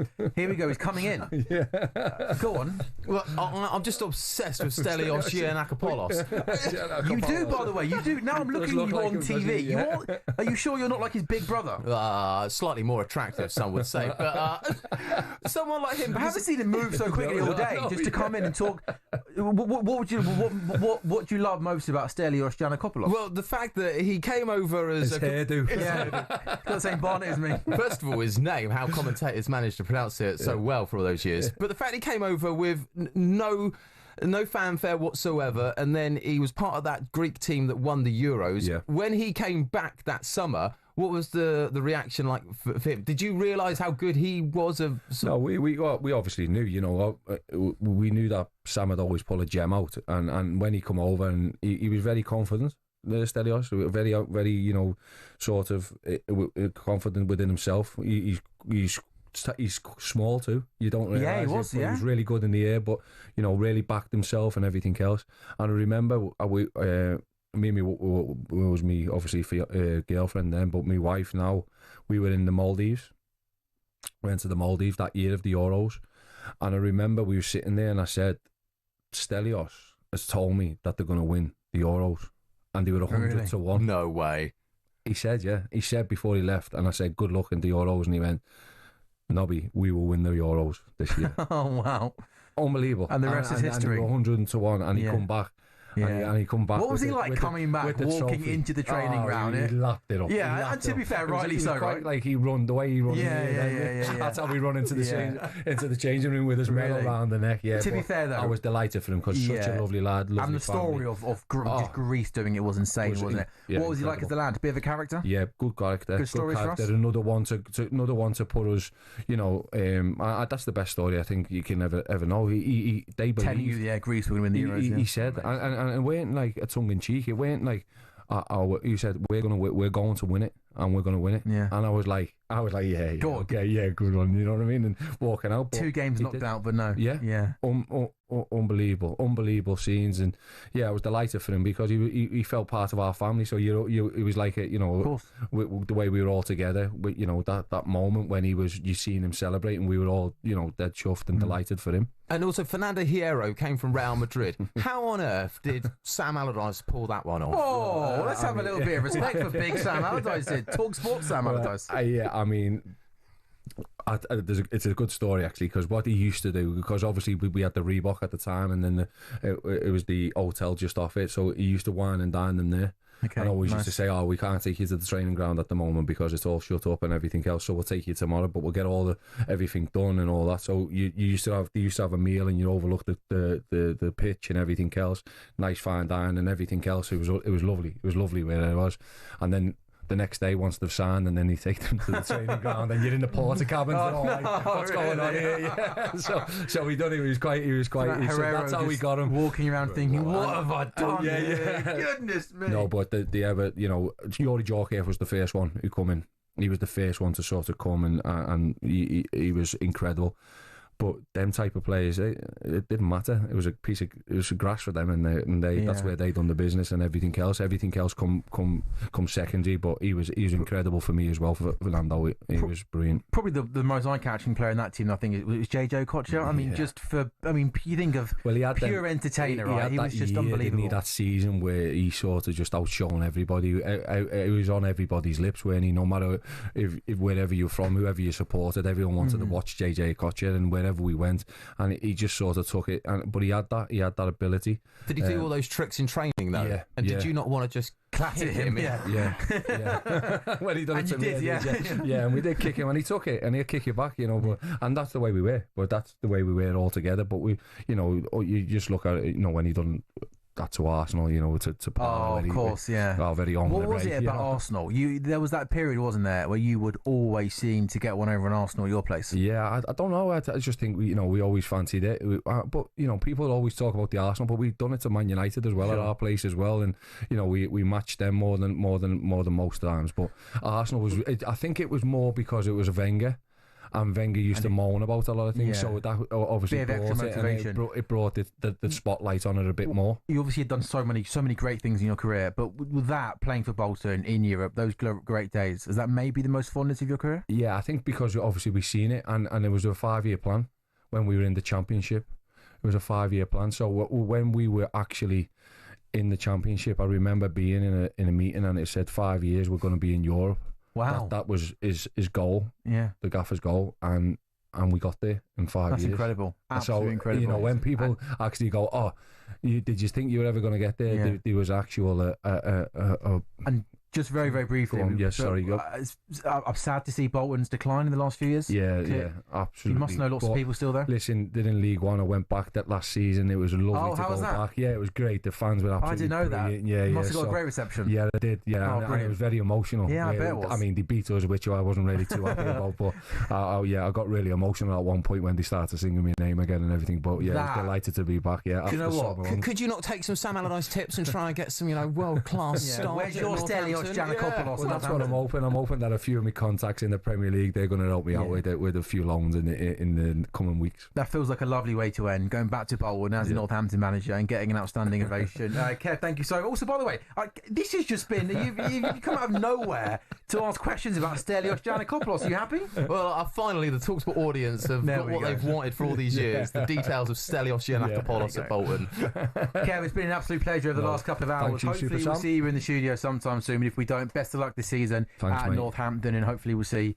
you managing in Europe in the years to come. Cheers, it's been the Saturday session on talkSPORT with Sam Ellard and Kevin Nolan. Coming up next, it's Kick-Off with Ollie Clink and Jermaine Pennant.